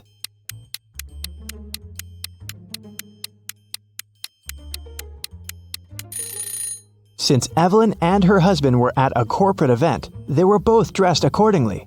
The guy in a hoodie doesn't look formal enough, so her husband must be the one who's wearing a suit. Miss Lodge was going on a vacation. She cleaned up her office and left, taking the key with her.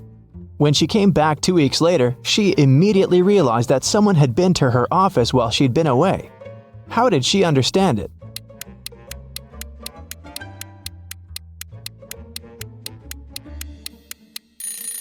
When she left, the window blinds were closed, and now they're open.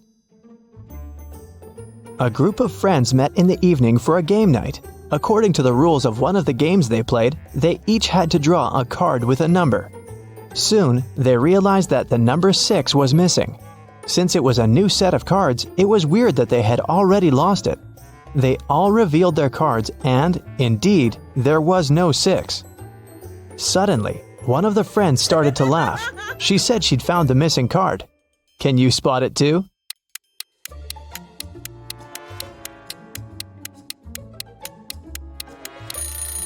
The player who has a 9 actually has a 6, but he's holding it upside down. There are only 8 cards and the highest number is also 8. It was reported that another civilian had invaded Earth. Detective Callum had a special mission to find everyone who was not human. He entered a cafe searching for invaders and noticed one of them right away. Can you tell which customer is not human?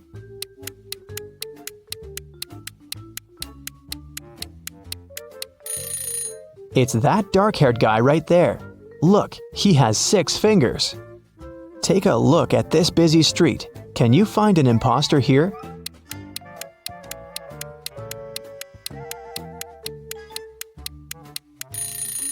It's this guy. His clothes are super warm, but look, his face is blue. Now we're moving to the mall. Try to find an intruder here.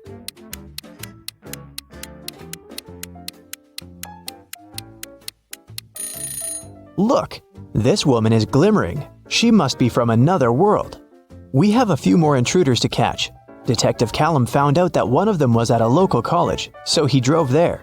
Which student is not human?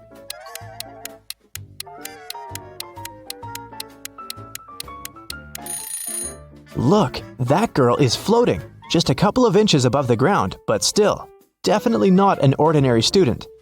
After work, the detective went to the gym, but even there was someone from another planet. Can you spot them?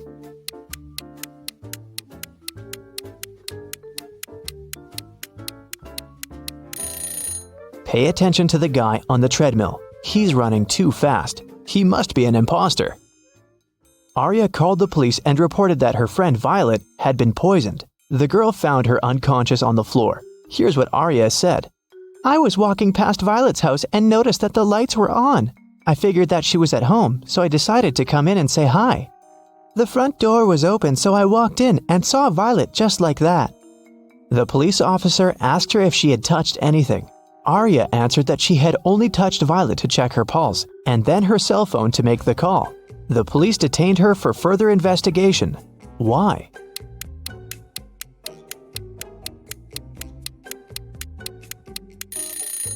The lights in the room are off, but Arya said that it hadn't been dark in the room. That's why she entered.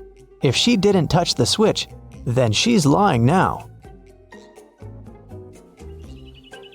It was a sunny spring Sunday morning. The whole family was at home. When Hannah returned to her room after breakfast, she noticed that someone had played a prank on her and stolen all the clothes from her closet. She questioned every person in the house. Hannah's mom said she'd been busy reorganizing her bedroom. Her dad said that he'd been shoveling snow in front of the house. The girl's sister, Serenity, said that she had been playing video games in her room. Who took Hannah's clothes?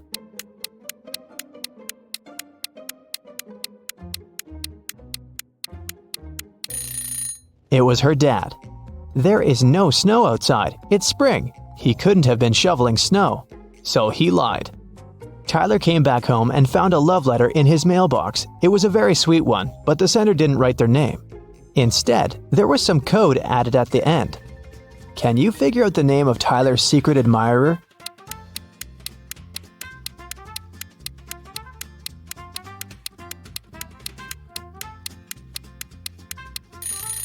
The alphabet is the key.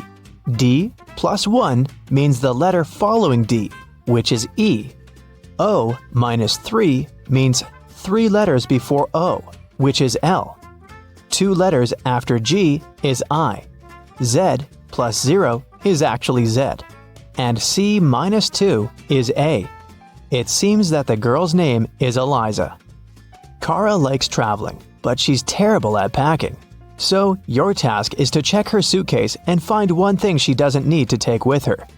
Kara is going camping with her friends. What's that extra thing she packed that she needs to leave at home?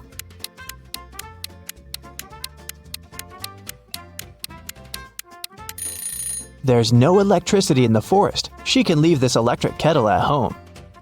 This time, Kara is packing for her vacation in Mexico. She and her boyfriend have booked a room in a beautiful hotel, right by the ocean.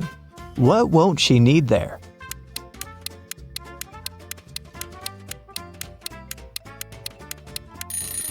She probably won't need the towel. Hotels usually provide them and replace them every day with clean ones.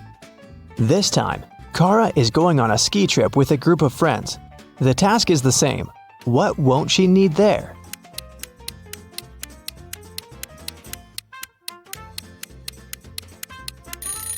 I'm not sure about their plans, but she isn't likely to need this swimsuit. And finally, Kara is going to visit her grandparents. They live on a farm, and she'll stay there for a week. There's no electricity or running water there, so it's gonna be a bit tough for a girl from a big city. What doesn't she need to take with her?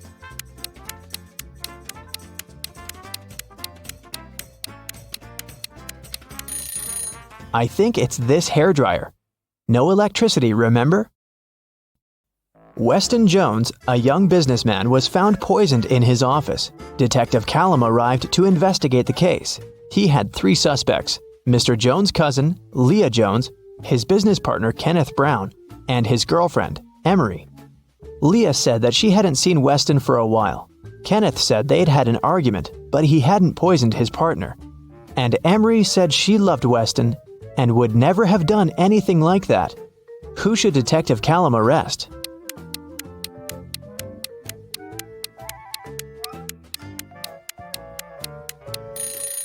Look, there's a lipstick stain on one of the teacups in Mr. Jones's office.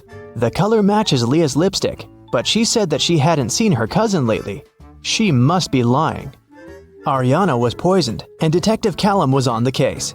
One of the main suspects was Jake, Ariana's sister's boyfriend. Someone saw them together, and Detective Callum visited him. Good afternoon. I'm sorry to tell you this, but your girlfriend's sister, Ariana, has been poisoned. Do you know anything about it? And do you maybe have any photos with her? Jake said, Oh, poor Ari. I've never met her, but my girlfriend loves her very much.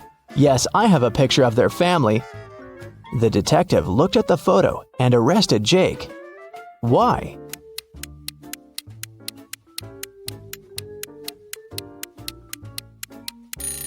Look, Jake is in the photo too. It means that he must have met Ariana. Then why would he lie about it? Esme was walking through the forest. Yep, again. And you know what? She got lost. She had been wandering around until she found the witch's house. She said, "Hi," petted the cat, and asked the witch to show her the way home. The witch had a task for Esme. She needed several magical artifacts for her new spell, but she only knew their shapes. And Esme had to figure out which of the artifacts the witch needed. Here's the first set. Those are magical crystals. Which of them is the one the witch needs?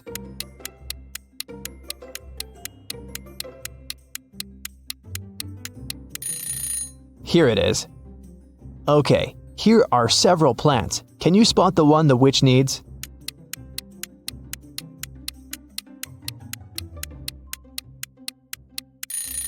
Yes, here it is.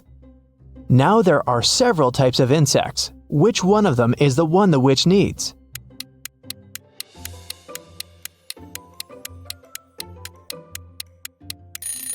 Perfect. Here it is. And the last crystal. What's your guess?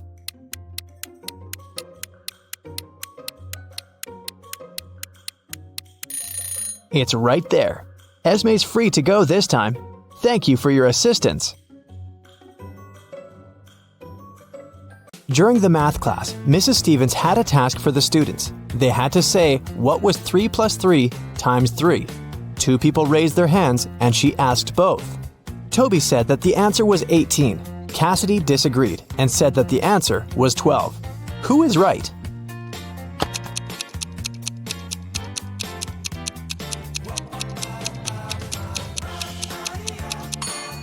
Cassidy. The multiplication is always done first, so we multiply 3 by 3, that's 9. Then we add another 3 and get 12. It takes Genevieve 12 seconds to cut one loaf of bread into 5 pieces. How much time does she need to cut the same loaf into 6 pieces?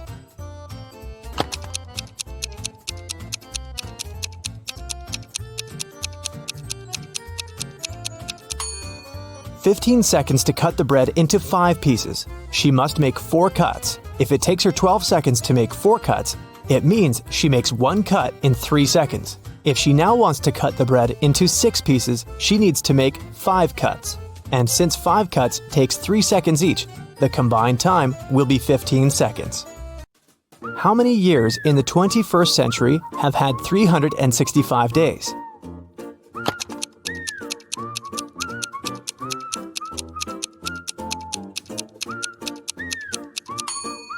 Some of the years did have 366 days, and still, all of the years have had 365. So starting with 2001, it's been 20 years by now. No time to explain, but Tim needs to break into his mom's computer. The problem is that he doesn't know the passcode, but here's a hint. What's the passcode?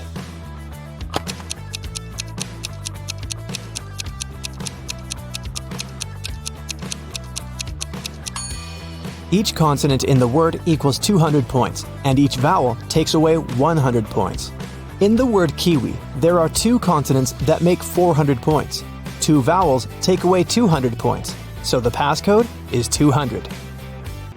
Lucas and Liam went for a walk. They found a cool tree and decided to climb up to the top of it. Who is less smart?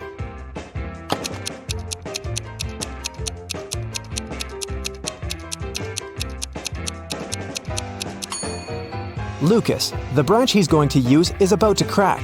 He's in for a nasty fall. Michael and Logan are bloggers. To boost their popularity, they decided to take selfies in dangerous places. Michael is taking a selfie while surfing a huge wave, and Logan is taking one standing on the edge of a bridge. Who is in greater danger?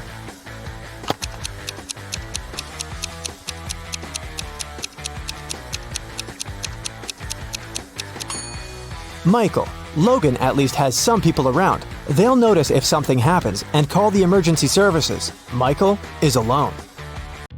Thomas and Abigail were going on a date. Thomas arrived half an hour earlier and decided to go and buy some flowers. Abigail had just returned from London and was driving to meet the guy. Who is doing something wrong?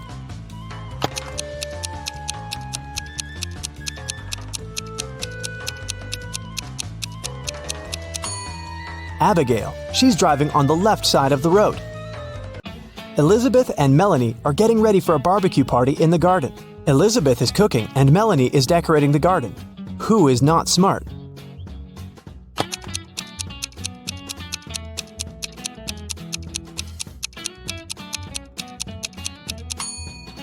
Elizabeth. While she's cooking, the meat is going bad in the sun. It was June, and students were going to have their most difficult exam. Each of them was assigned to a particular seat, but a professor was paying special attention to one of the students. He supposed they were going to cheat. Who was his suspect and why?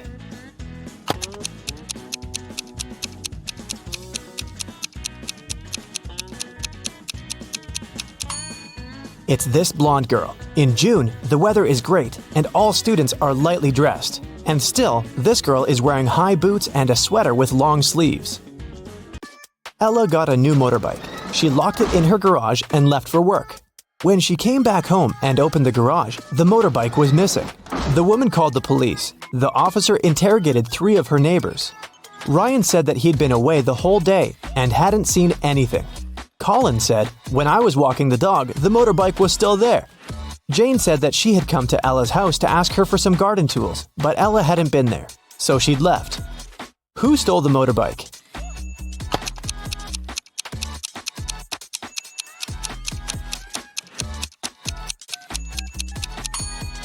It was Colin. He said he'd seen the motorbike in the garage, but the door was closed, so he couldn't possibly spot the bike. Look at the sequence of letters. What should be the next one?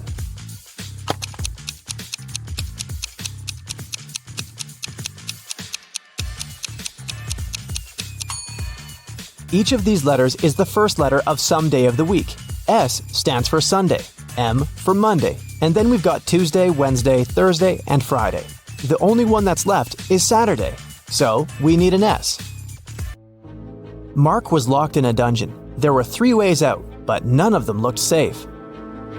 Behind the first door, there was a huge and strong guard. Behind the second door, there were 3 big and very hungry dogs. Behind the third door, there were many little robots that were ready to charge at Mark at any second. Which way should the guy opt for to get out and stay safe?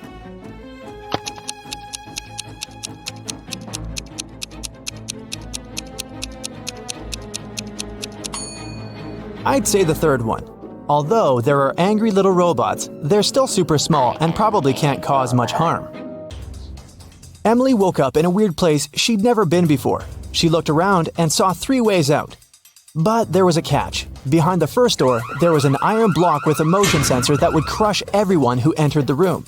Behind the second door, there was an electric shock device that never missed. Behind the third door, there was broken glass all over the floor. Which way should Emily choose?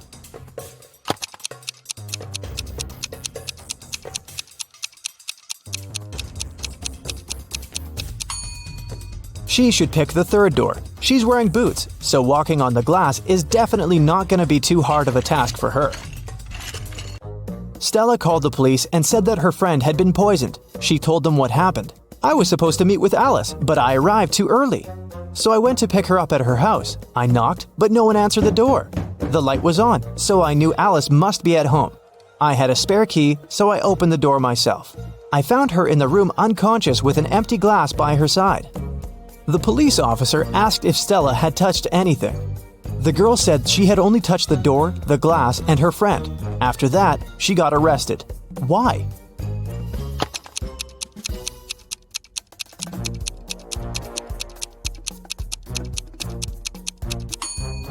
She said the lights had been on, but she didn't say anything about touching the light switch. But when the police entered the house, the lights were off. Mrs. Donnell reported that she'd been robbed. She said, "I was in the restaurant's bathroom fixing my makeup when someone approached me from behind and hit me on the head.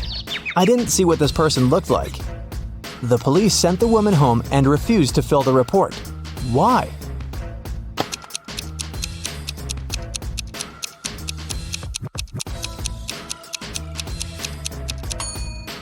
The woman was fixing her makeup. This means she was looking in the mirror. If someone had tried to approach her from the back, she would have definitely seen this person. But she said she hadn't. She probably made the whole story up. A cleaning man was washing the windows in an office building and fell from the 3rd floor. Everyone agreed it must have been an accident. Luckily, Detective Callum was nearby. Once he came closer and saw what had happened, he concluded that it couldn't have been an accident. Someone pushed the man out of the window. How did he understand it?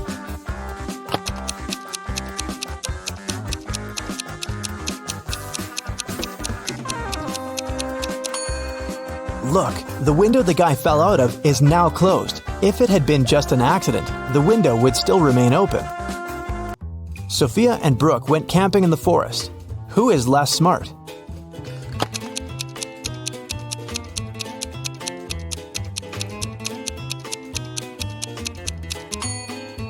Brooke. Look, she's wearing heels. Nicole and Kate are late for work. They're both driving fast, breaking the speed limit. Which of them is in greater danger?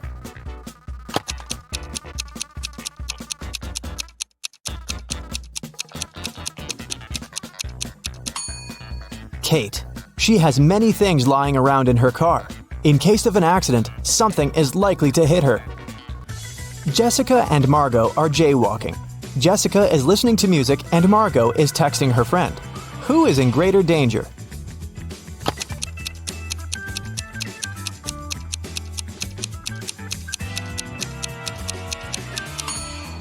Jessica.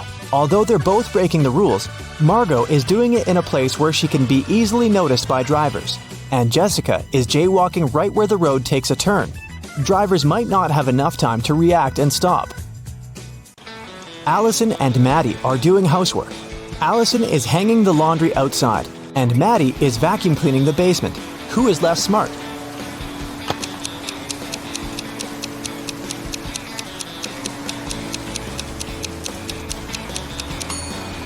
Allison. She's hanging the laundry outside, but it's raining.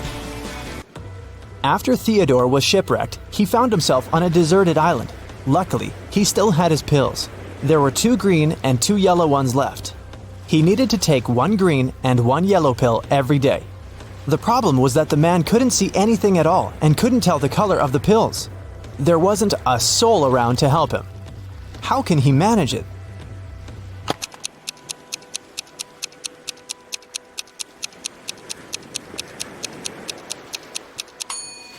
Theodore should break each of the 4 pills into half and eat half of each of the 4. This way, he'll eat exactly 1 green and 1 yellow pill.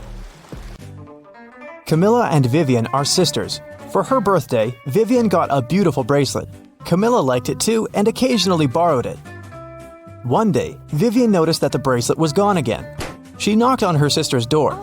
Camilla opened it, saw Vivian, shut the door again, and locked it. Half a minute later, Vivian broke into the room and started searching for the bracelet, but she didn't find anything. Then she realized where the accessory was. Have you figured it out?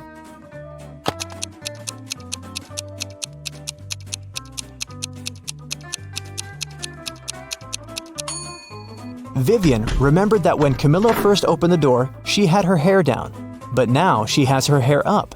She has put her hair in a bun and hid the bracelet there. Kitty entered a bookstore to get some art supplies. At one point, she met an elf and accidentally stepped on his foot. Ow! The elf got very angry and teleported her to his fairy world. He said, I'm Noah. Welcome to my world, you ill-mannered lady.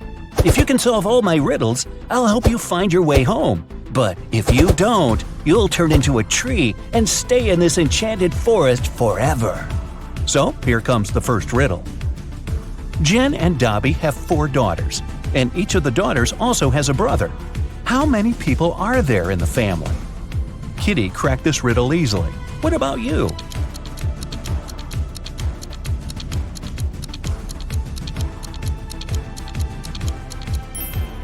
The correct answer is 7. Noah took Kitty to the elf village. There they met Mr. Raspberry. He was very upset. Someone had stolen all berries from his trees. Noah suggested Kitty should find the thief. She questioned 4 suspects. Alice said, "I'm allergic to berries and stay away from them." Mia said that she'd been busy all morning helping her granny pick apples in her garden. Javier confessed that he had been on a secret date. He refused to reveal the name of his girlfriend. And Fiona said, "Are you kidding? I love my manicure too much to spoil it by picking berries." So, who's the thief?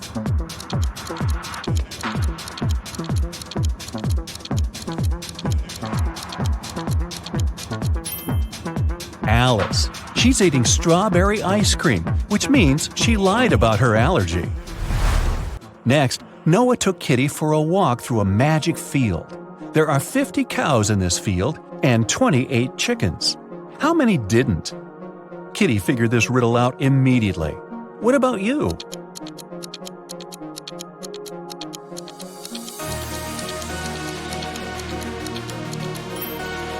The correct answer is 30.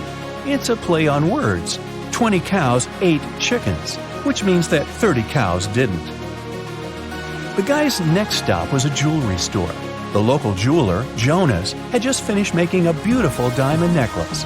He put it on the window so that everyone could admire his masterpiece and left for lunch. But when he returned, the necklace was gone. Surprise, surprise. Kitty questioned 3 suspects. The jeweler's assistant, David, said, "I was cleaning silver in the next room and didn't hear anyone enter the store." Billy, who owned a chocolate store 1 floor below, said, "I've spent the entire day with my wife. We've been celebrating our 15th anniversary." And Nina, the cleaning lady, said, "I've been cleaning the roof and singing when the crime happened. I didn't hear anything." Who's the thief?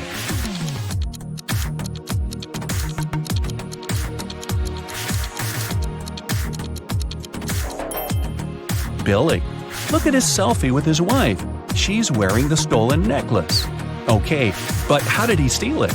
He has a book, Magic Portals, on the shelf in his store. A postman found an elderly stargazer, Mr. Green, unconscious on the floor in his own house. Kitty questioned the key suspect, Mike. He was the only person who had been seen near Mr. Green's house the day before.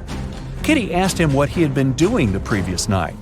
Mike replied, "I spent the whole evening helping my friend to build a house. We finished late at night. I was passing by Mr. Green's house on my way home. I looked into the window and saw him lying on the floor.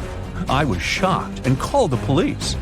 Kitty inspected the house and told the officer to arrest Mike. Why?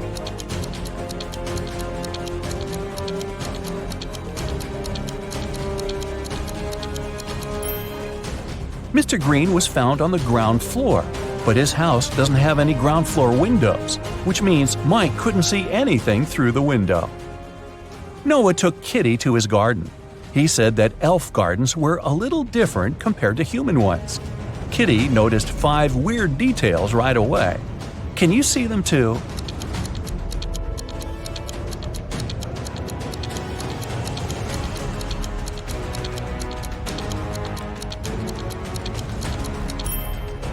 It's snowing, but the flowers are blooming. The trees don't cast any shadows, but Kitty does. The rainbow in the sky is upside down. All squirrels are wearing suits. They usually don't do that in human forests. And this butterfly is talking on the phone. Noah invited Kitty for dinner, but they gotta cook it first. He gave Kitty an old recipe and said she could find all the ingredients in the garden. But the recipe is coded with the help of these symbols. Can you help Kitty find all the ingredients?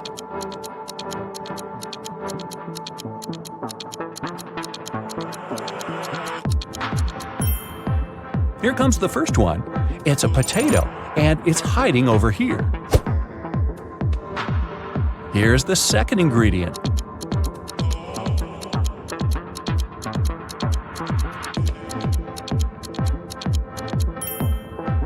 Olives. They're growing over there. What about this puzzle? Any ideas?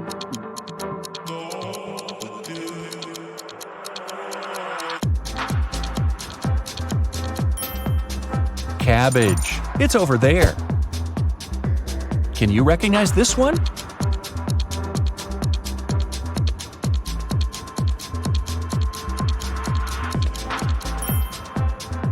Coconut. Here it is. The next one. Can you crack it?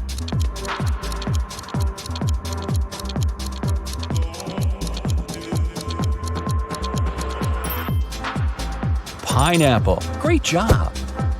What about this puzzle?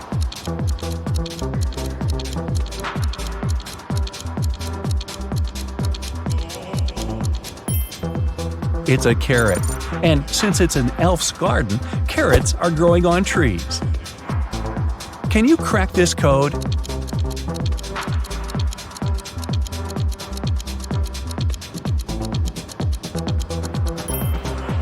It's a peach, and Kitty can get it over there. Here comes the next ingredient. Any ideas?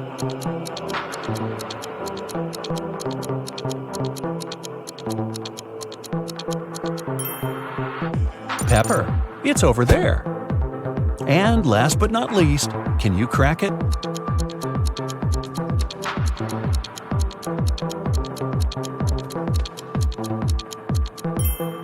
Broccoli. Great job! There's only one broccoli head in this garden, and it's hiding over there. After a delicious dinner, Noah offered Kitty to choose a guest room. He gave her 3 options, but only one of them was safe. Option number 1, a soft bed in the attic. Here's the second option, a cozy sofa in the basement. And the third option is a hammock on an open balcony.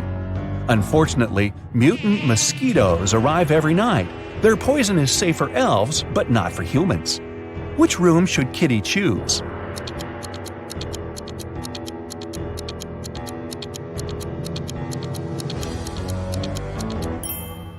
Springs stick out of the first bed. That doesn't look safe. And the sofa is full of bed bugs. Probably not the best company for a sleepover. So Kitty should choose the hammock. She can use this mosquito net to hide from the annoying insects. Next morning, Noah had an appointment. He offered Kitty to meet later in a fancy elf cafe. 4 waiters welcomed her when she arrived there, but one of them was fake. Can you guess who?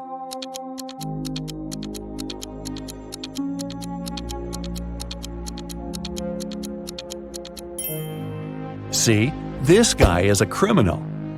Noah was late, so Kitty ordered breakfast without him and went to the bathroom. The girl left her bag and her wallet on the table. Don't ask me why. When she came back, Noah was sitting at the table. Her food had arrived and her bag was still there, but the money was missing from her wallet. The restaurant security found 3 suspects. Noah said that he had just arrived. He hadn't seen anything suspicious. The waitress said, "I brought the food, but I didn't touch the wallet."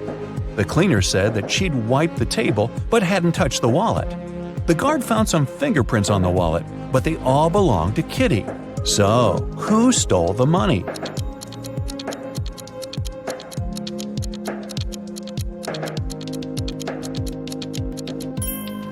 The cleaner. She had her gloves on. That's why she didn't leave any fingerprints. Kitty didn't have any elf money, so Noah offered to pay for her meal. But first, she had to crack this riddle. What begins with T, ends with T, and has T in it? Kitty solved this puzzle easily. What about you?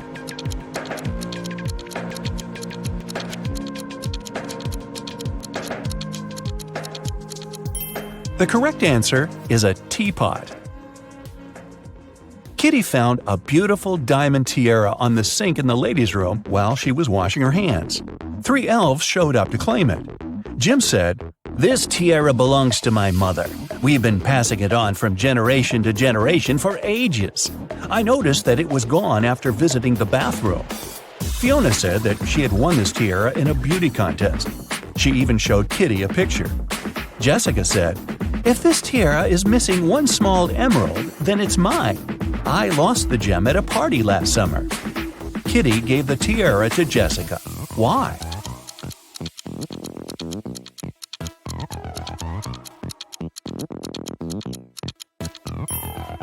Well, Jim wouldn't have been allowed in the ladies' room.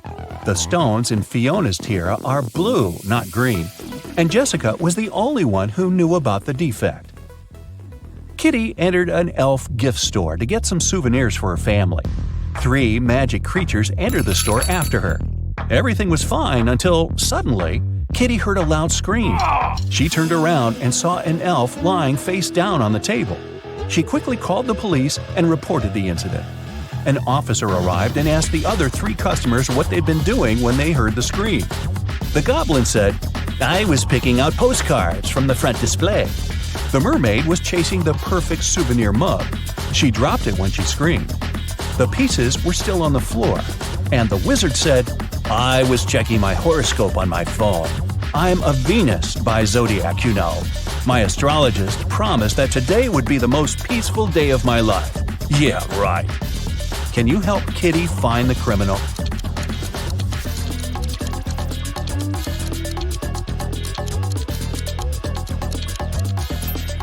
It's the wizard. Venus isn't an astrological sign. The police arrested the wizard. He got so mad at Kitty that he turned her into a frog. Noah tried all the spells from his books, but nothing helped. so he took Kitty to the jail to beg for the wizard's help. There, Noah saw two prisoners. He knew for sure that only one of them would manage to escape. Ooh.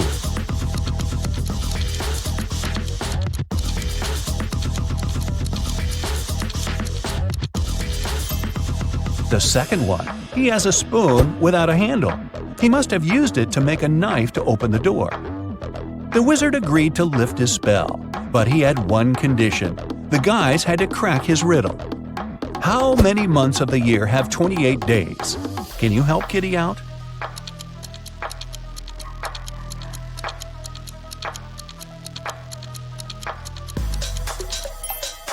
The correct answer is all of them. Noah took Kitty to the local magic store. Kitty asked him what he wanted to buy. Noah answered this way: "It's tall when it's young, and it's short when it's old." What is it? Have you guessed?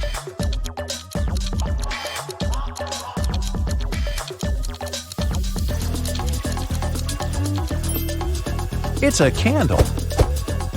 Noah lit the candle and prepared to send Kitty back to the human world. But he had one last riddle for her. Kitty had to say a secret number code to get home. Here's a hint. The code contains 3 positive numbers. You can either add these numbers or multiply them. The result will be the same. What are these numbers?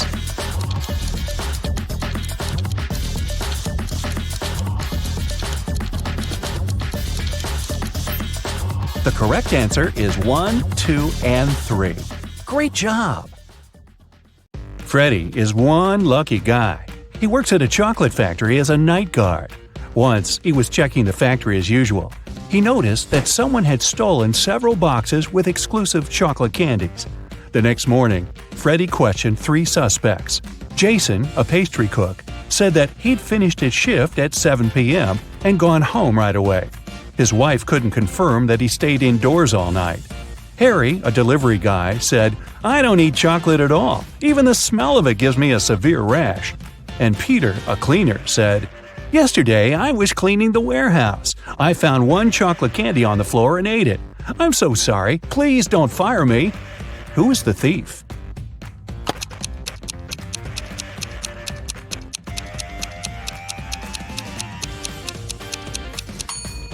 Harry.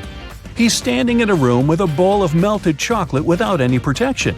He would have a rash if his allergy was real. Another working day at the chocolate factory. Jason decided to prank Freddie and covered a raw chicken egg with a layer of chocolate. Then he wrapped it and put it among real chocolate eggs on a tray.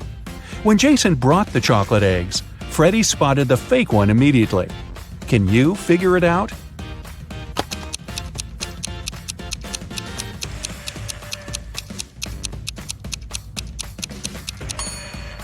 The real chocolate eggs are hollow inside, so they were rolling all over the tray when Jason was walking.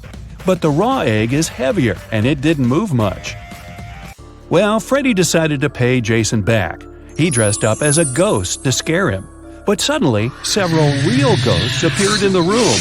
Can you figure out which of these ghosts is Freddie?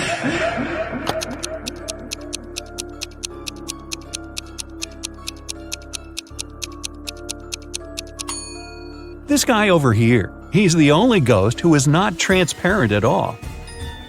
One evening, the factory was celebrating its anniversary. The management organized a party. All employees participated in a karaoke competition. Most of them all sang incredibly well and received gifts and flowers. But only 2 of the best singers, Nancy and Betsy, made it to the final. They prepared to face each other in one more round. But suddenly, Betsy fell to the floor, unconscious. Doctors claimed that she had been poisoned.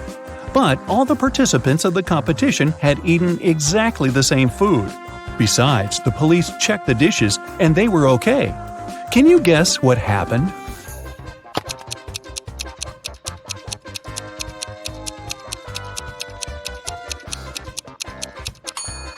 Someone poisoned Betsy's flowers.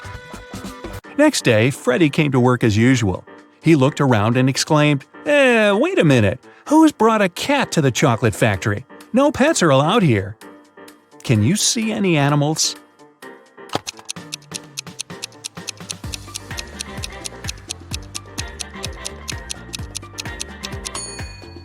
Here it is! The cat got scared and ran away to another room. Freddy followed it. Can you spot the cat now?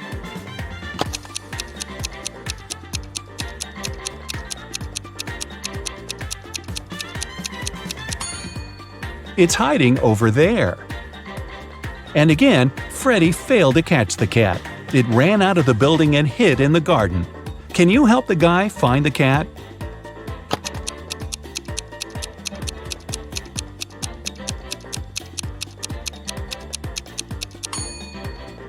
The poor animal is over there. Freddy caught the cat and found a small note attached to its collar. It had contact information. Freddy called the cat owner, but no one answered the phone. So, after work, Freddy took the cat and went to the address mentioned in the note. It was a creepy castle. The door was locked and required a password. Can you help Freddy crack the code using this hint?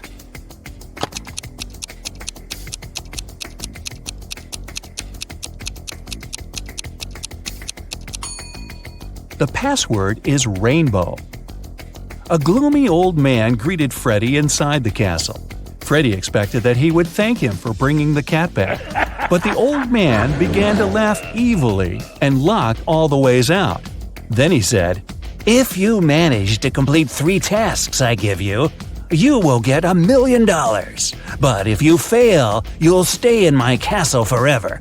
Here's the first task. Help me find my glasses among all these vegetables.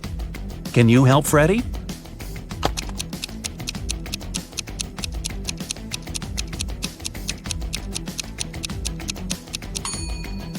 Here they are. The next task from the old man was to cook a potion and do it in the correct order. He gave Freddy this recipe. Can you help the guy?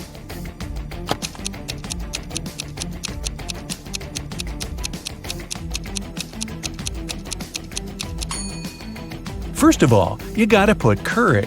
Then go for blueberries to make the potion look greenish. And finally, add tomatoes to make the potion look brown. As for these vegetables, Freddy doesn't need them. And the third task is to find a book in this messy room. Can you see it?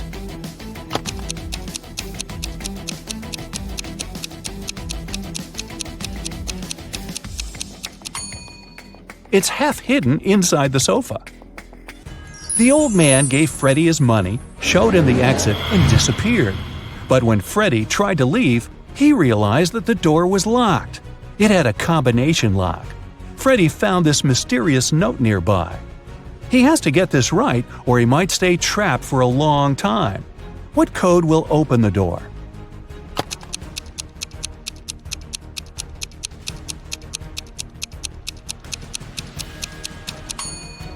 (2361). Each number corresponds to the number of circles in the first set of numbers. Now, Freddy was free to go. As soon as Freddy got out of the creepy castle, he decided to quit his job and go on a trip around the globe. First of all, he took a flight to Spain. On board the plane, he met Gloria. He asked what country she was from. Instead of answering, Gloria showed him this puzzle. Can you guess the country?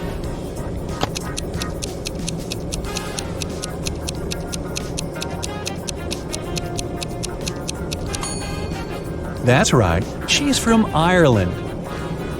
Then Gloria asked Freddy what country he was from, and he showed her this puzzle. Can you guess his country?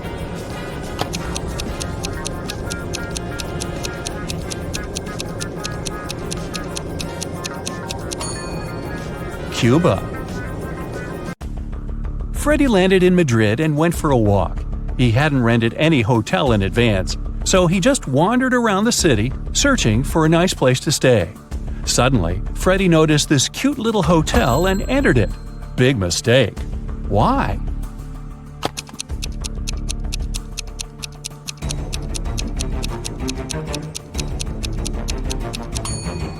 See this zombie in the window? This place doesn't look safe. As soon as Freddy entered the creepy hotel, the door slammed behind his back. The guy saw 3 doors leading to freedom. Venomous spiders were crawling behind the first door. Behind the second door, arrows were flying at head height. And behind the third door, there was a black hole. Which door should Freddy choose? Can you help him escape?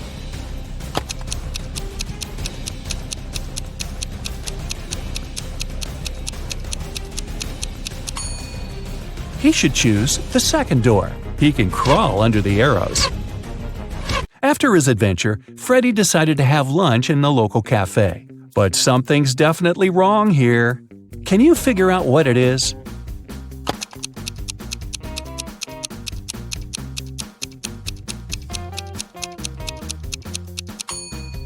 Look at this window. The view of the street is upside down. The waiter came over to Freddy to get his order. But suddenly, a woman at the next table began to shout, "Help me! Someone has put cockroaches in my soup!" The cafe manager questioned three suspects. The cook said that he had prepared the soup as usual. It was okay when he passed the dish to the waiter. The waiter said he hadn't touched the soup. He just served it to the woman and switched to another client, Freddy. The woman's husband said, "I wasn't there when my wife got the soup. I was washing my hands in the bathroom." Can you tell who's guilty?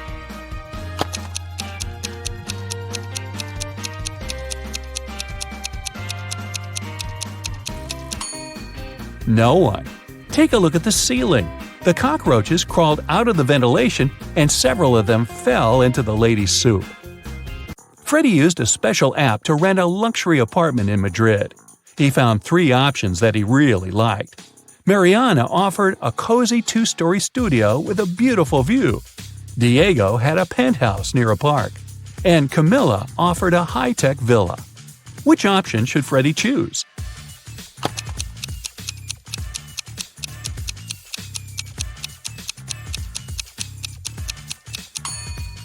This penthouse has a cracked glass roof, which is extremely unsafe. As for the third option, see the Eiffel Tower? Camilla's high-tech villa is in Paris, not in Madrid. So, Freddy should choose the first studio. Freddy invited Mariana for a walk in the park. They walked a lot and got very tired. They decided to lie down on the grass and rest. Freddy woke up an hour later. Mariana had disappeared. Freddy started looking for her. Half an hour later, he fell into a big pit. It began to rain. The guy realized that the pit was going to get flooded. That was a big problem. Freddy couldn't swim. He found some stuff in the pit: a rope, a ball, and a bucket. How can Freddy get out?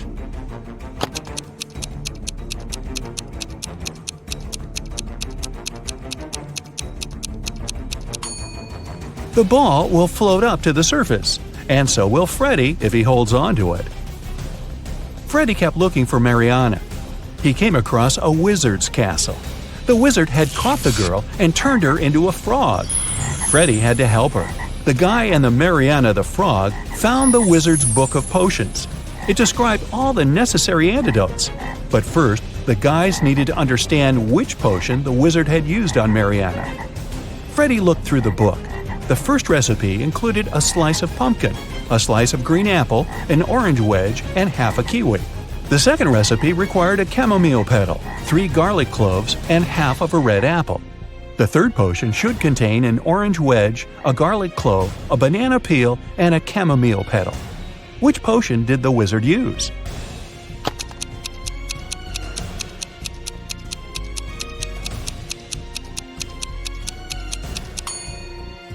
Take a look at the ingredients on the shelves.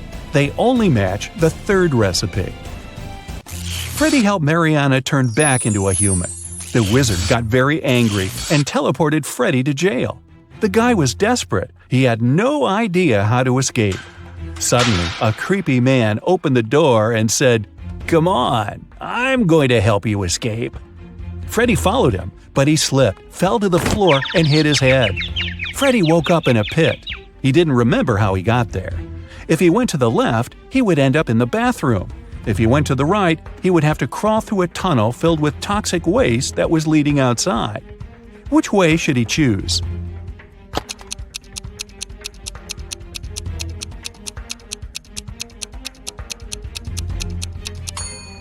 Freddy should go to the right. If he chooses the left corridor, he will end up in jail again.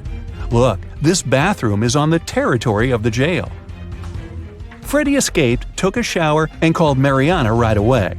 The wizard picked up the phone and said, I have created enough evil clones of Mariana. I don't need her anymore. You can take her home now." Freddy rushed back to the wizard's castle and saw 4 Marianas. "Can you help him find the real girl?"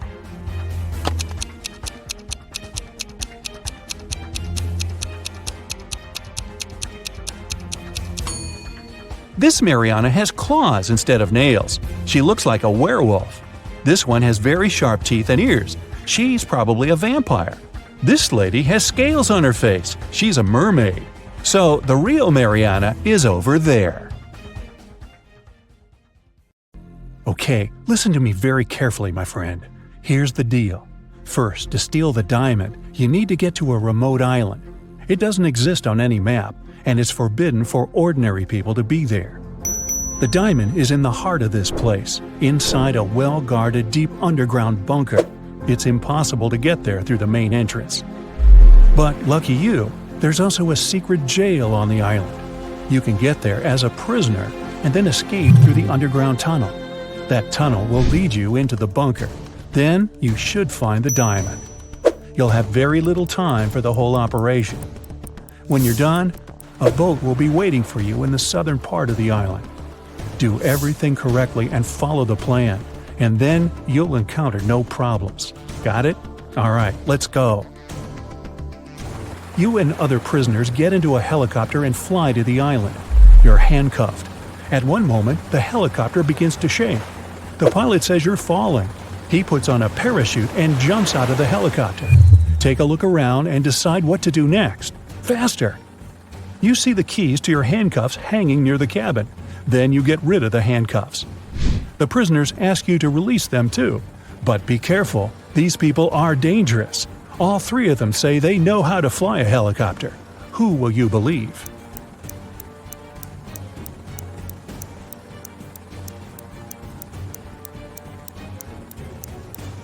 That guy with a tattoo with a helicopter on his leg. Maybe he's a good pilot. You remove his handcuffs and he admits he has lied. None of these people knows how to fly a helicopter. There's only one parachute left. The prisoner pushes you to the side, grabs the parachute, and jumps out of the falling helicopter. You decide to release the other prisoners too. What will you do next? Jump without a parachute? Try to land the helicopter on your own?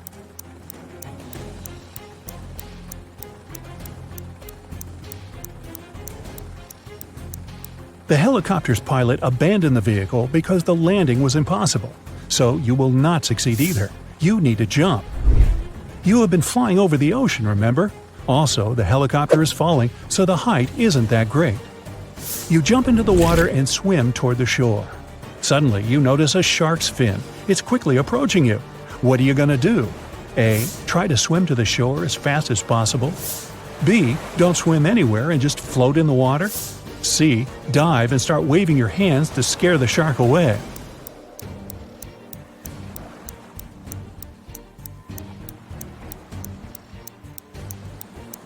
You need to stop.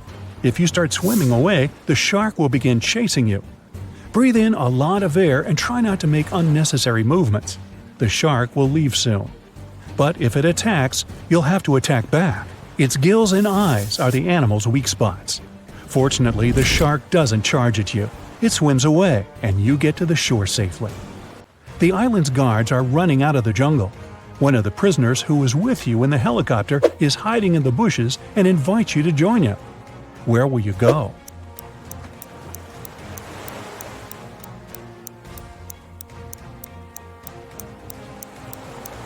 Let the guards catch you and take you to jail. Don't forget about your mission. They dress you in a yellow shirt and lead you away. You see many dangerous people. You're sitting at the table having lunch. There are 3 prisoners in front of you. One of them is going to escape. But who?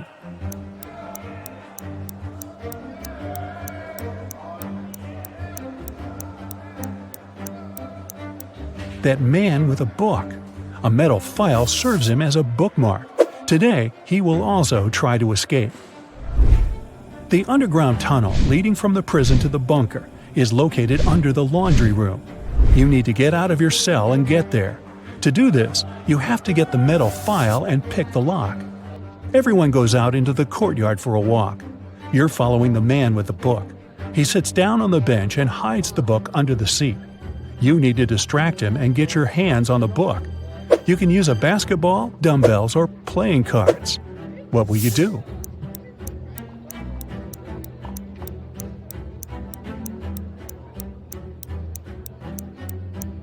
You can offer to work out with the dumbbells or play cards, but it will be difficult for you to get out of his sight.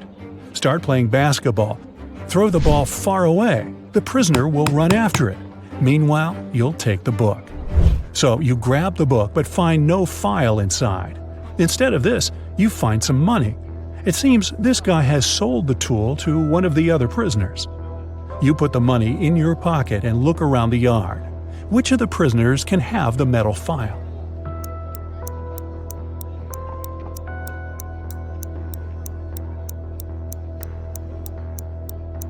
That guy is pressing his fingers to the sleeve of his shirt.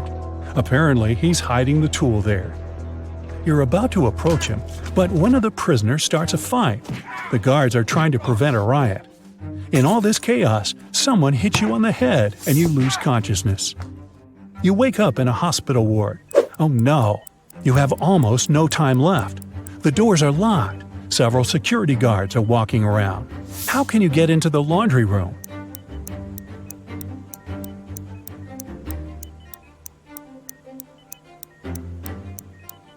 In the corner, there's a huge cart with dirty laundry. Hide in there, and they'll take you to where you need to go. You hide among the dirty sheets. The cleaner takes the cart and transports you to the laundry room. He throws the linen into the washing machine and notices you.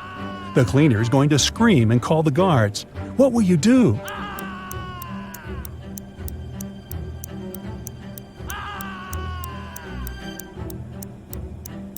You have some money, remember? You can pay for his silence.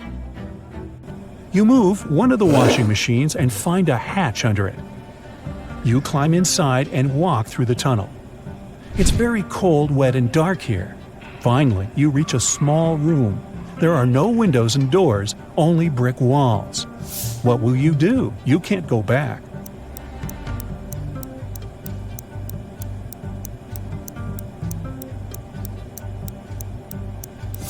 Among all these bricks, there's one sticking out of the wall. Try to push it. It worked. A secret door opens, and you step inside. You go down and find yourself in front of another iron door. You notice an oxygen tank with a mask lying nearby. You open the door and find yourself in an airlock room between two iron doors. One of the doors closes behind you. All the oxygen gets pumped out. You can't breathe, so you put on the mask. The second iron door opens, and you go inside. You see 3 tunnels. The first tunnel is filled with moving axes, blades, and other traps. High-voltage electric discharges flicker in the second tunnel. The third tunnel is burning with a bright flame. One of the threats is an illusion. Which tunnel will you choose?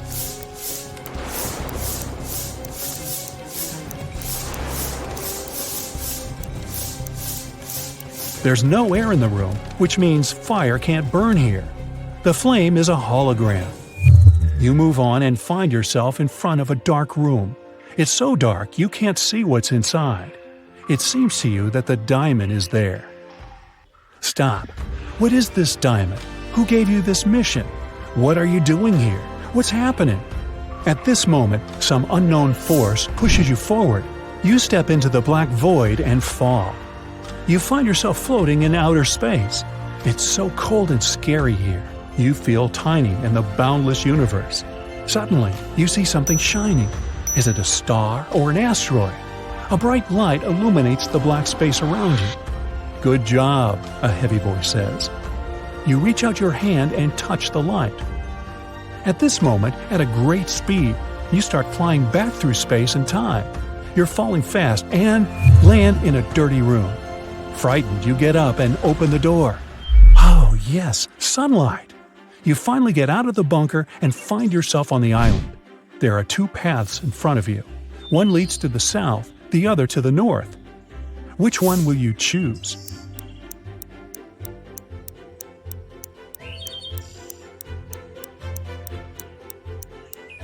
The boat is supposed to be waiting for you in the south, remember?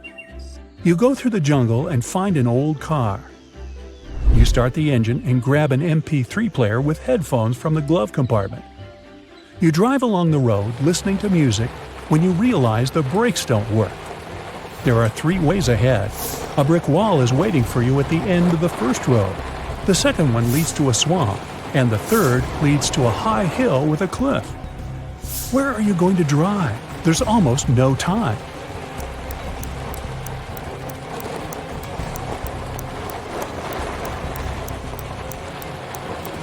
Release the gas pedal and drive up the hill. The car will start slowing down, and soon you'll be able to get out of it. You go through the jungle and find yourself on the shore. There's an old motorboat on the sand. You push it into the water, start the engine, and get in. After traveling for some time, you see rocks with shipwrecks next to them. You slow down and hear beautiful singing coming from the rocks. The singing is beckoning, and you direct your boat right toward the rocks. You're quickly approaching the place and can do nothing to stop the inevitable. What will you do?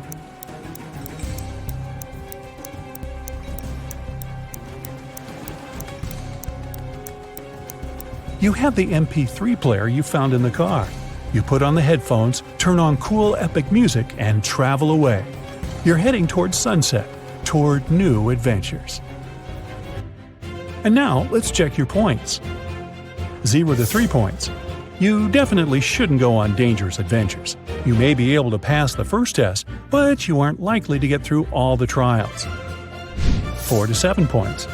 It's better, but you still lack confidence. You might panic in an extreme situation, and panic is the main enemy of any adventurer. 8 to 11 points. You're not afraid of danger. You always move forward with confidence.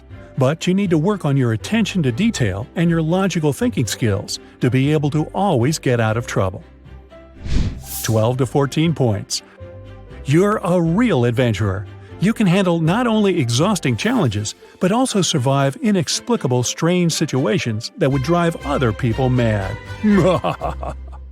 Okay, get ready. Today I'll show you different riddles, and you'll have to decide which girl is behaving least wisely, which is a nicer way of saying she's a dunderhead. You'll have 7 seconds to decide. The riddles may award 1 point, 2 points, or 3 points. So grab a piece of paper and give yourself the points each time you get it right. We'll start with the easiest questions that earn 1 point each. Autumn and Hope are going for a walk with their friends. It's 60 degrees outside. Who is dressed in the worst way?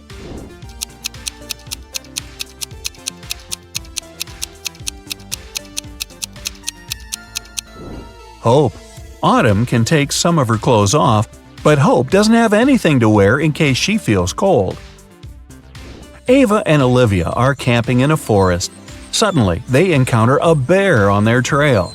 Ava stands still, and Olivia starts to run away. Who is in danger?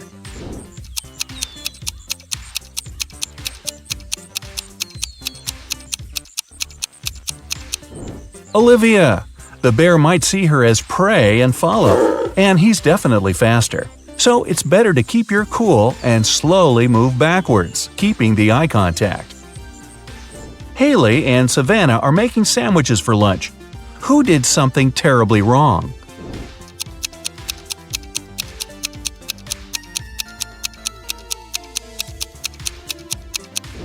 Haley. She put rat poison in the sandwich instead of jelly. Delaney is on the road trip and stopped to make a couple of pictures. Lenore is riding a bike to a nearby city. Who isn't being smart?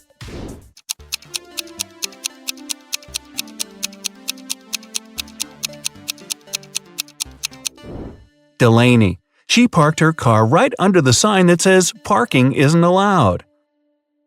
Jane and Charlotte are learning how to swim. Jane went to the lake with her little siblings, and Charlotte went to the ocean with her friends. They both jumped in the water alone. Who is in greater danger?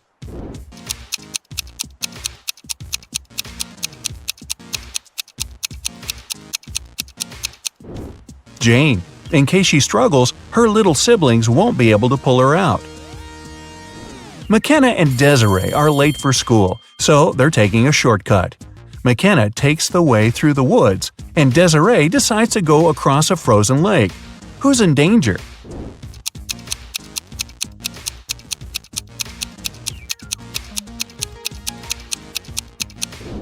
Desiree. There are cracks on the lake's surface. Ruby and Mary were enjoying their time outside when a storm started. Ruby hid in her car in the open space, and Mary kept swimming in the ocean. Who is not safe?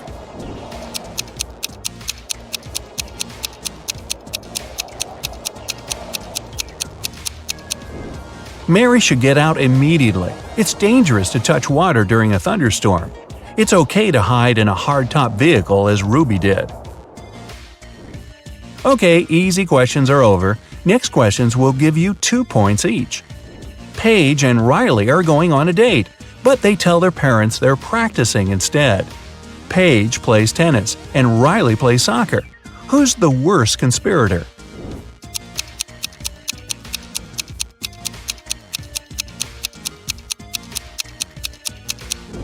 Riley. She's dressed inappropriately for a soccer game. Unlike Paige, she doesn't have any change of clothes or equipment with her. Quinn and Sandra are working in a garden. Quinn was told to water the flowers, and Sandra should mow the lawn. Who's doing something wrong?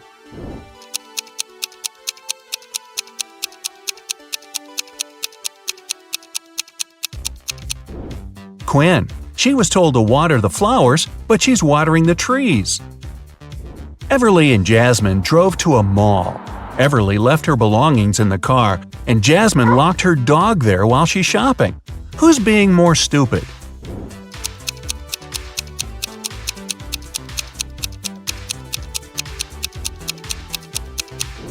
Jasmine. You shouldn't leave animals or people in a closed car, especially in the hot sun. It's the wrong way to get a hot dog. Mia and Stella wanted to get a tattoo and skip their classes to get home right after school. When they get home, they immediately run into their parents. Who's going to get in trouble?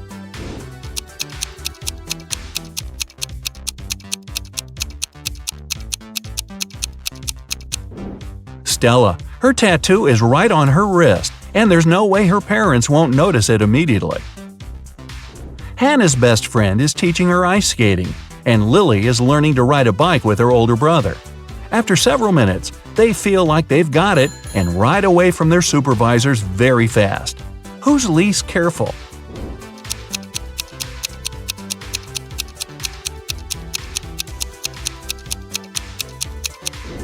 Lily. Hannah has the railing by her side that she can grab in case she falls. Lily will crash to the ground. Kylie and Abby are bloggers getting ready for a party. Who is missing something?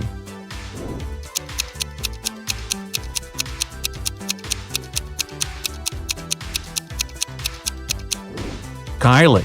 She's charging her cell phone, but the cord is unplugged. Melanie and Delilah are walking home from work late in the night. Which of the two isn't being careful?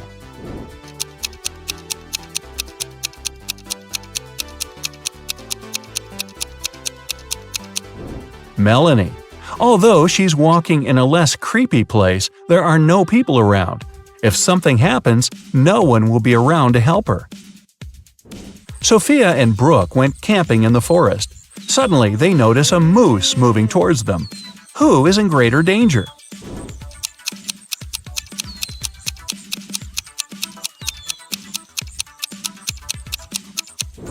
Sophia, who is wearing heels and will run slower. Brooke can drop her huge backpack and use it as an obstacle. Kira and Ava want to go to a party, but their parents banned them from leaving the house. Kira decided to sneak out using the attic window, while Ava used the back door. Who won't make it to the party tonight?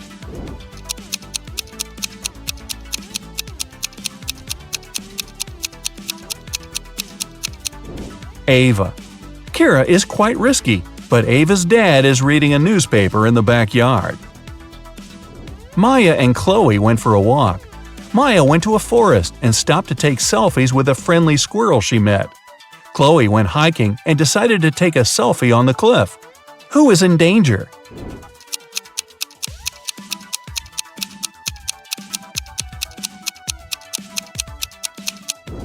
Maya. The branch above her is about to fall. Maeve and Sarah are cheating on their math test. Who is more likely to be caught?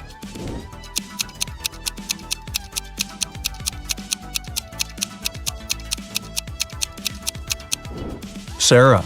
Although she's sitting in the back, the teacher's looking right at her. Bella and Ashley came home from a party which they told their parents would be a study date. Who's going to be grounded till the end of the month?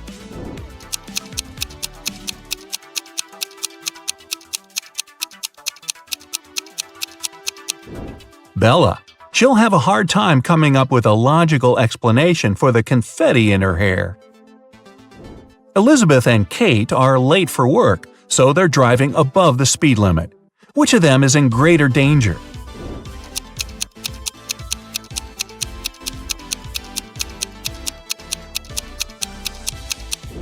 Kate. She has many objects lying scattered in her car. In case of an accident, they may hit her. Ariana and Serena have to do their house chores before they'll be allowed to go to the birthday party. Who is going to be late?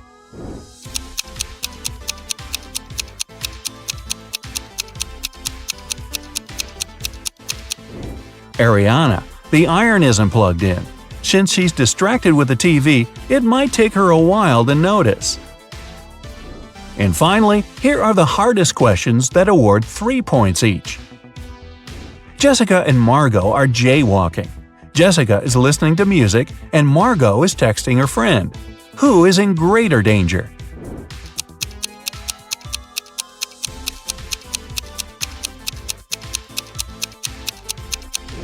Jessica. Although they're both behaving poorly, Margot is on a straight road where she can be noticed. Jessica is jaywalking before the road takes a turn.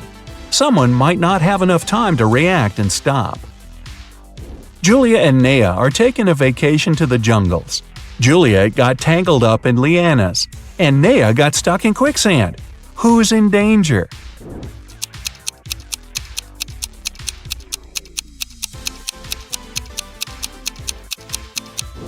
Juliet. She can't get out, and there's a jaguar approaching her. Naya is relatively fine because it's actually difficult to sink in quicksand. Leah and her friend Caleb went camping.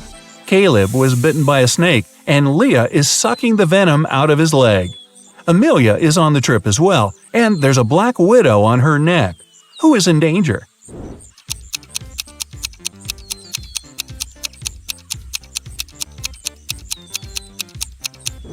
Leah. It's dangerous to suck out the venom. As for Amelia, black widows rarely bite, and the bites are rarely fatal. Becky and Allison are both in a bathtub doing their morning routine. Becky is using the hairdryer, Allison is charging her phone while scrolling through the internet. Who is less clever?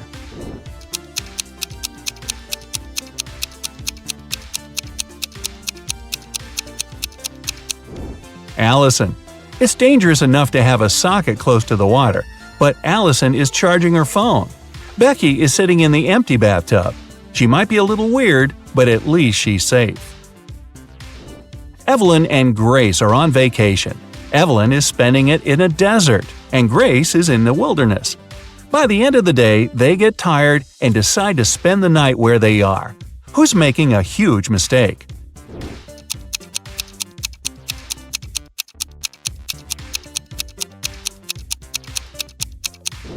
Evelyn. Night temperature in the desert can fall to 25 degrees Fahrenheit and she'll be freezing. Grace's fire will scare away wild animals. Emma and Avery are planning to go to the movies with their friends tonight. Meanwhile, they're enjoying a hot summer day. Who's not going to make it to the movies?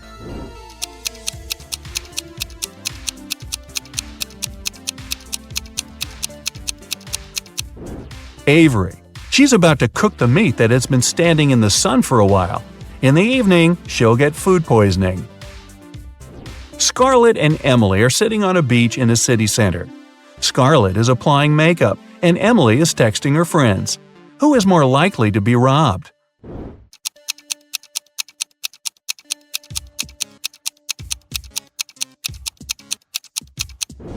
Emily.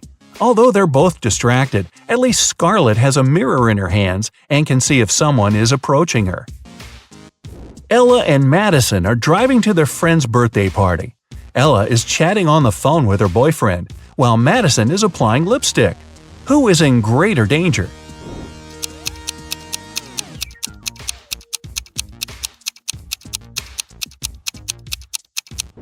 Madison. Although they both shouldn't be distracted while driving, Madison isn't wearing a seatbelt. Now, sum up your points. If you got less than 25 points, you scored below average. But don't be sad. Check out some of our other riddles to train. If you've got between 26 and 40 points, you have an average score and you're on the right track. If you scored between 41 and 55, you're above average. And if you scored 56 or more, you must be a second Einstein. Relatively speaking. A wealthy man, Mr. Johnson, had a precious vase that he valued more than all other belongings. One day, the vase disappeared. The man was miserable. An hour after he discovered it was missing, he got a message. "If you don't come here in 10 minutes with $100,000, your vase will be broken." There was a photo attached to the message. Mr. Johnson realized it was some hotel. In that area, there were 3 of them: the Hero of California, Hummingbird, and Youth Hostel.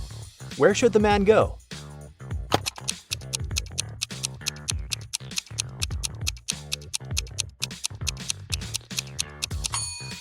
Mr. Johnson should hurry to Hummingbird. It's the only hotel that has the 7th floor.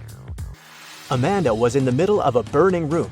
The only window was small and too high for the woman to reach. There was also nothing to climb or stand on. There was no rope, neither was there a door. And still, in a matter of seconds, Amanda was outside. How is it possible?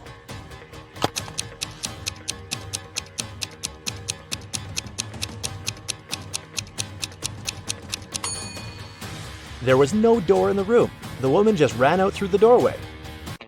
A woman is sitting in her cabin in Ohio, but 4 hours later, she gets out of her cabin in Arizona. How did she do it?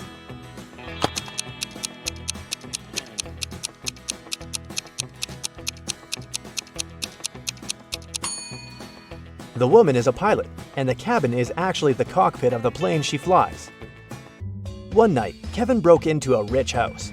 He knew its owner had just bought a unique diamond. The thief managed to get through one of the trickiest security systems he'd ever seen. And here it was, the diamond. After grabbing the gem, Kevin got out of the house, but when he was already outside the gate, 2 security guards caught him. The guy tried to persuade the men he was only a passerby, but they didn't believe him. They searched Kevin, but found nothing. The guards were puzzled and decided the thief had swallowed the diamond. But X-ray also didn't show anything strange. The security guards had to let Kevin go. The guy got home, and in a few minutes, he had the diamond in his hands. How did he smuggle it?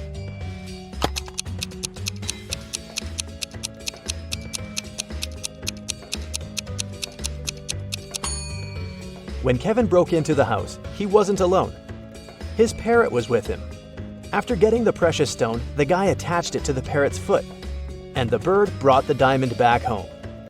Paul was a young but very talented chemist. He was going to attend a very important conference where he had to present his latest work. But right before the event, Paul's envious colleague locked the guy in his lab. There was no way he could get out of there on his own. In the middle of the room, there was a test tube with some bright purple liquid inside. There was also a note. "This mixture will blow up in 1 minute. You've got only one chance to neutralize it with one of these ingredients. If you add the correct one, the reaction will stop. Here's the clue you'll need to figure out the needed ingredient. HIJKLMNO. And don't hope your chemical knowledge will help here. Luckily, Paul was very smart and managed to find the right ingredient before the time ran out. Which one was it?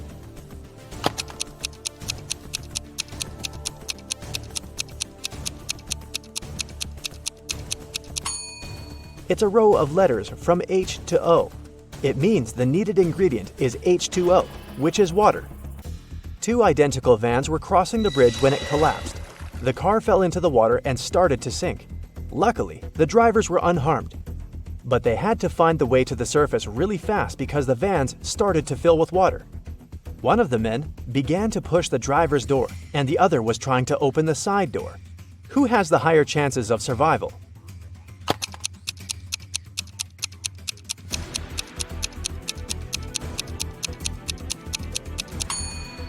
The first driver won't be able to open the door because of the water pressure. But the side door in the second car is a sliding one.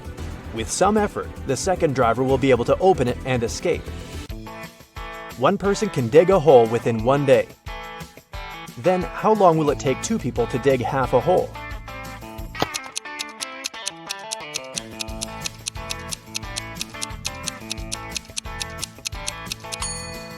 There's no such thing as half a hole. Look at these pictures and try to figure out which mirror is magical.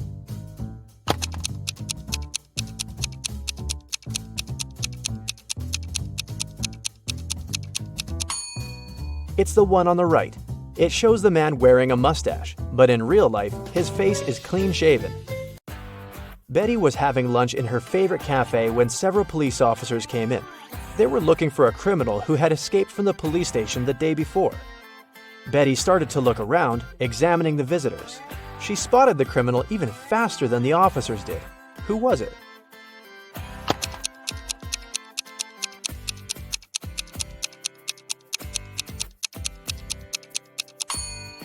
Look at the barman. He's wearing handcuffs. Daniel wanted to go to the seaside with his friends in the summer, but his father reminded the guy he'd promised to help in his parents' store. When the man saw how upset his son was, he offered him a deal. Daniel had to solve several riddles, and then he'd be free to go and have fun with his friends. So, our customers often ask us to sell them something that's full of holes but can still hold water. What should we offer them? After a while, Daniel found the right answer. What's this mysterious thing?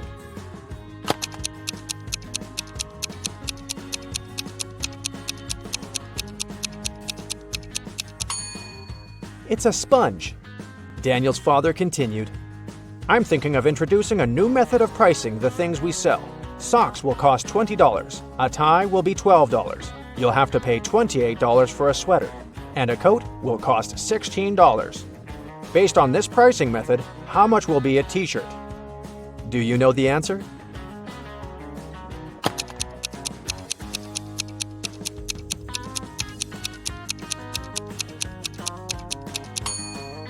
Daniel was confused at first, but then he realized the correct answer was $24. His father was going to charge $4 for each letter needed to spell the item of clothing. You're doing really well, Daniel's father told the guy.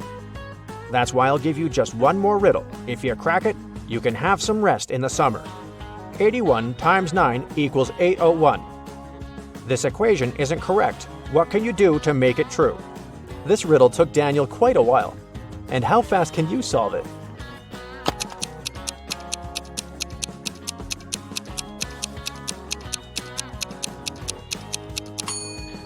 All Daniel had to do was turn the equation upside down. Luckily, the guy managed to figure it out. He got 108 equals 6 times 18. Jason was a courier who regularly delivered food and other stuff to Mrs. Brown. The elderly lady really liked him a lot. She trusted him enough to let the guy use her spare key. The lady kept it under her doormat. When Mrs. Brown was away, Jason would take this key and leave everything he brought inside. One day, the guy came to the woman's house and found out the key wasn't in its usual place. He rang the bell, and a man he'd never seen before opened the door. I'm an electrician, he said. I was fixing some lighting problems in the living room, and the elderly lady is resting now. Jason immediately called the police. Why?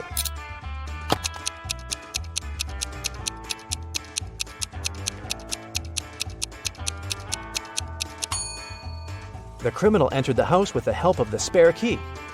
Paul came back from his lunch break and saw that someone had spilled coffee all over his documents. He cried out, and this attracted his boss's attention. The man decided to figure out who had spoiled Paul's work. He asked his subordinates what they had been doing during their lunch break. Nancy and Liza said they had been together. They went to a cafe to get some coffee. Brian explained that he'd felt unwell. That's why he decided to take a walk in the park. And Sandra said that she'd been talking to her boyfriend on the phone. The boss immediately realized who was lying. Can you figure it out?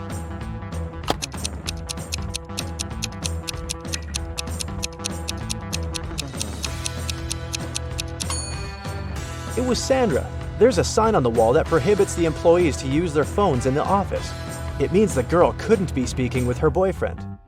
A wealthy businessman disappeared right from his home one afternoon. His wife called the police. The detective arrived and questioned everyone who was in the house at that time. The cook said that she'd been preparing dinner and hadn't left the kitchen.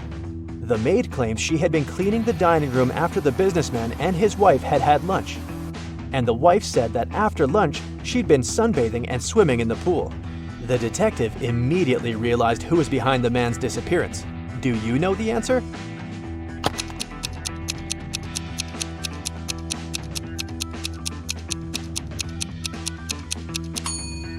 It was the wife. Look outside. It's late fall and there's no water in the swimming pool. Jeffrey was on a plane, ready to have his first parachute jump, when he started to panic. Without putting on his parachute, the guy jumped out of the plane, and still, he remained absolutely unharmed. How is it possible?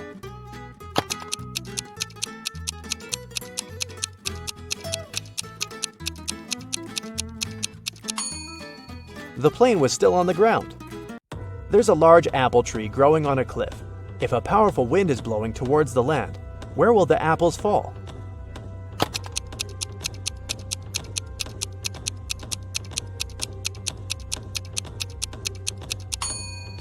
In any case, they will fall down.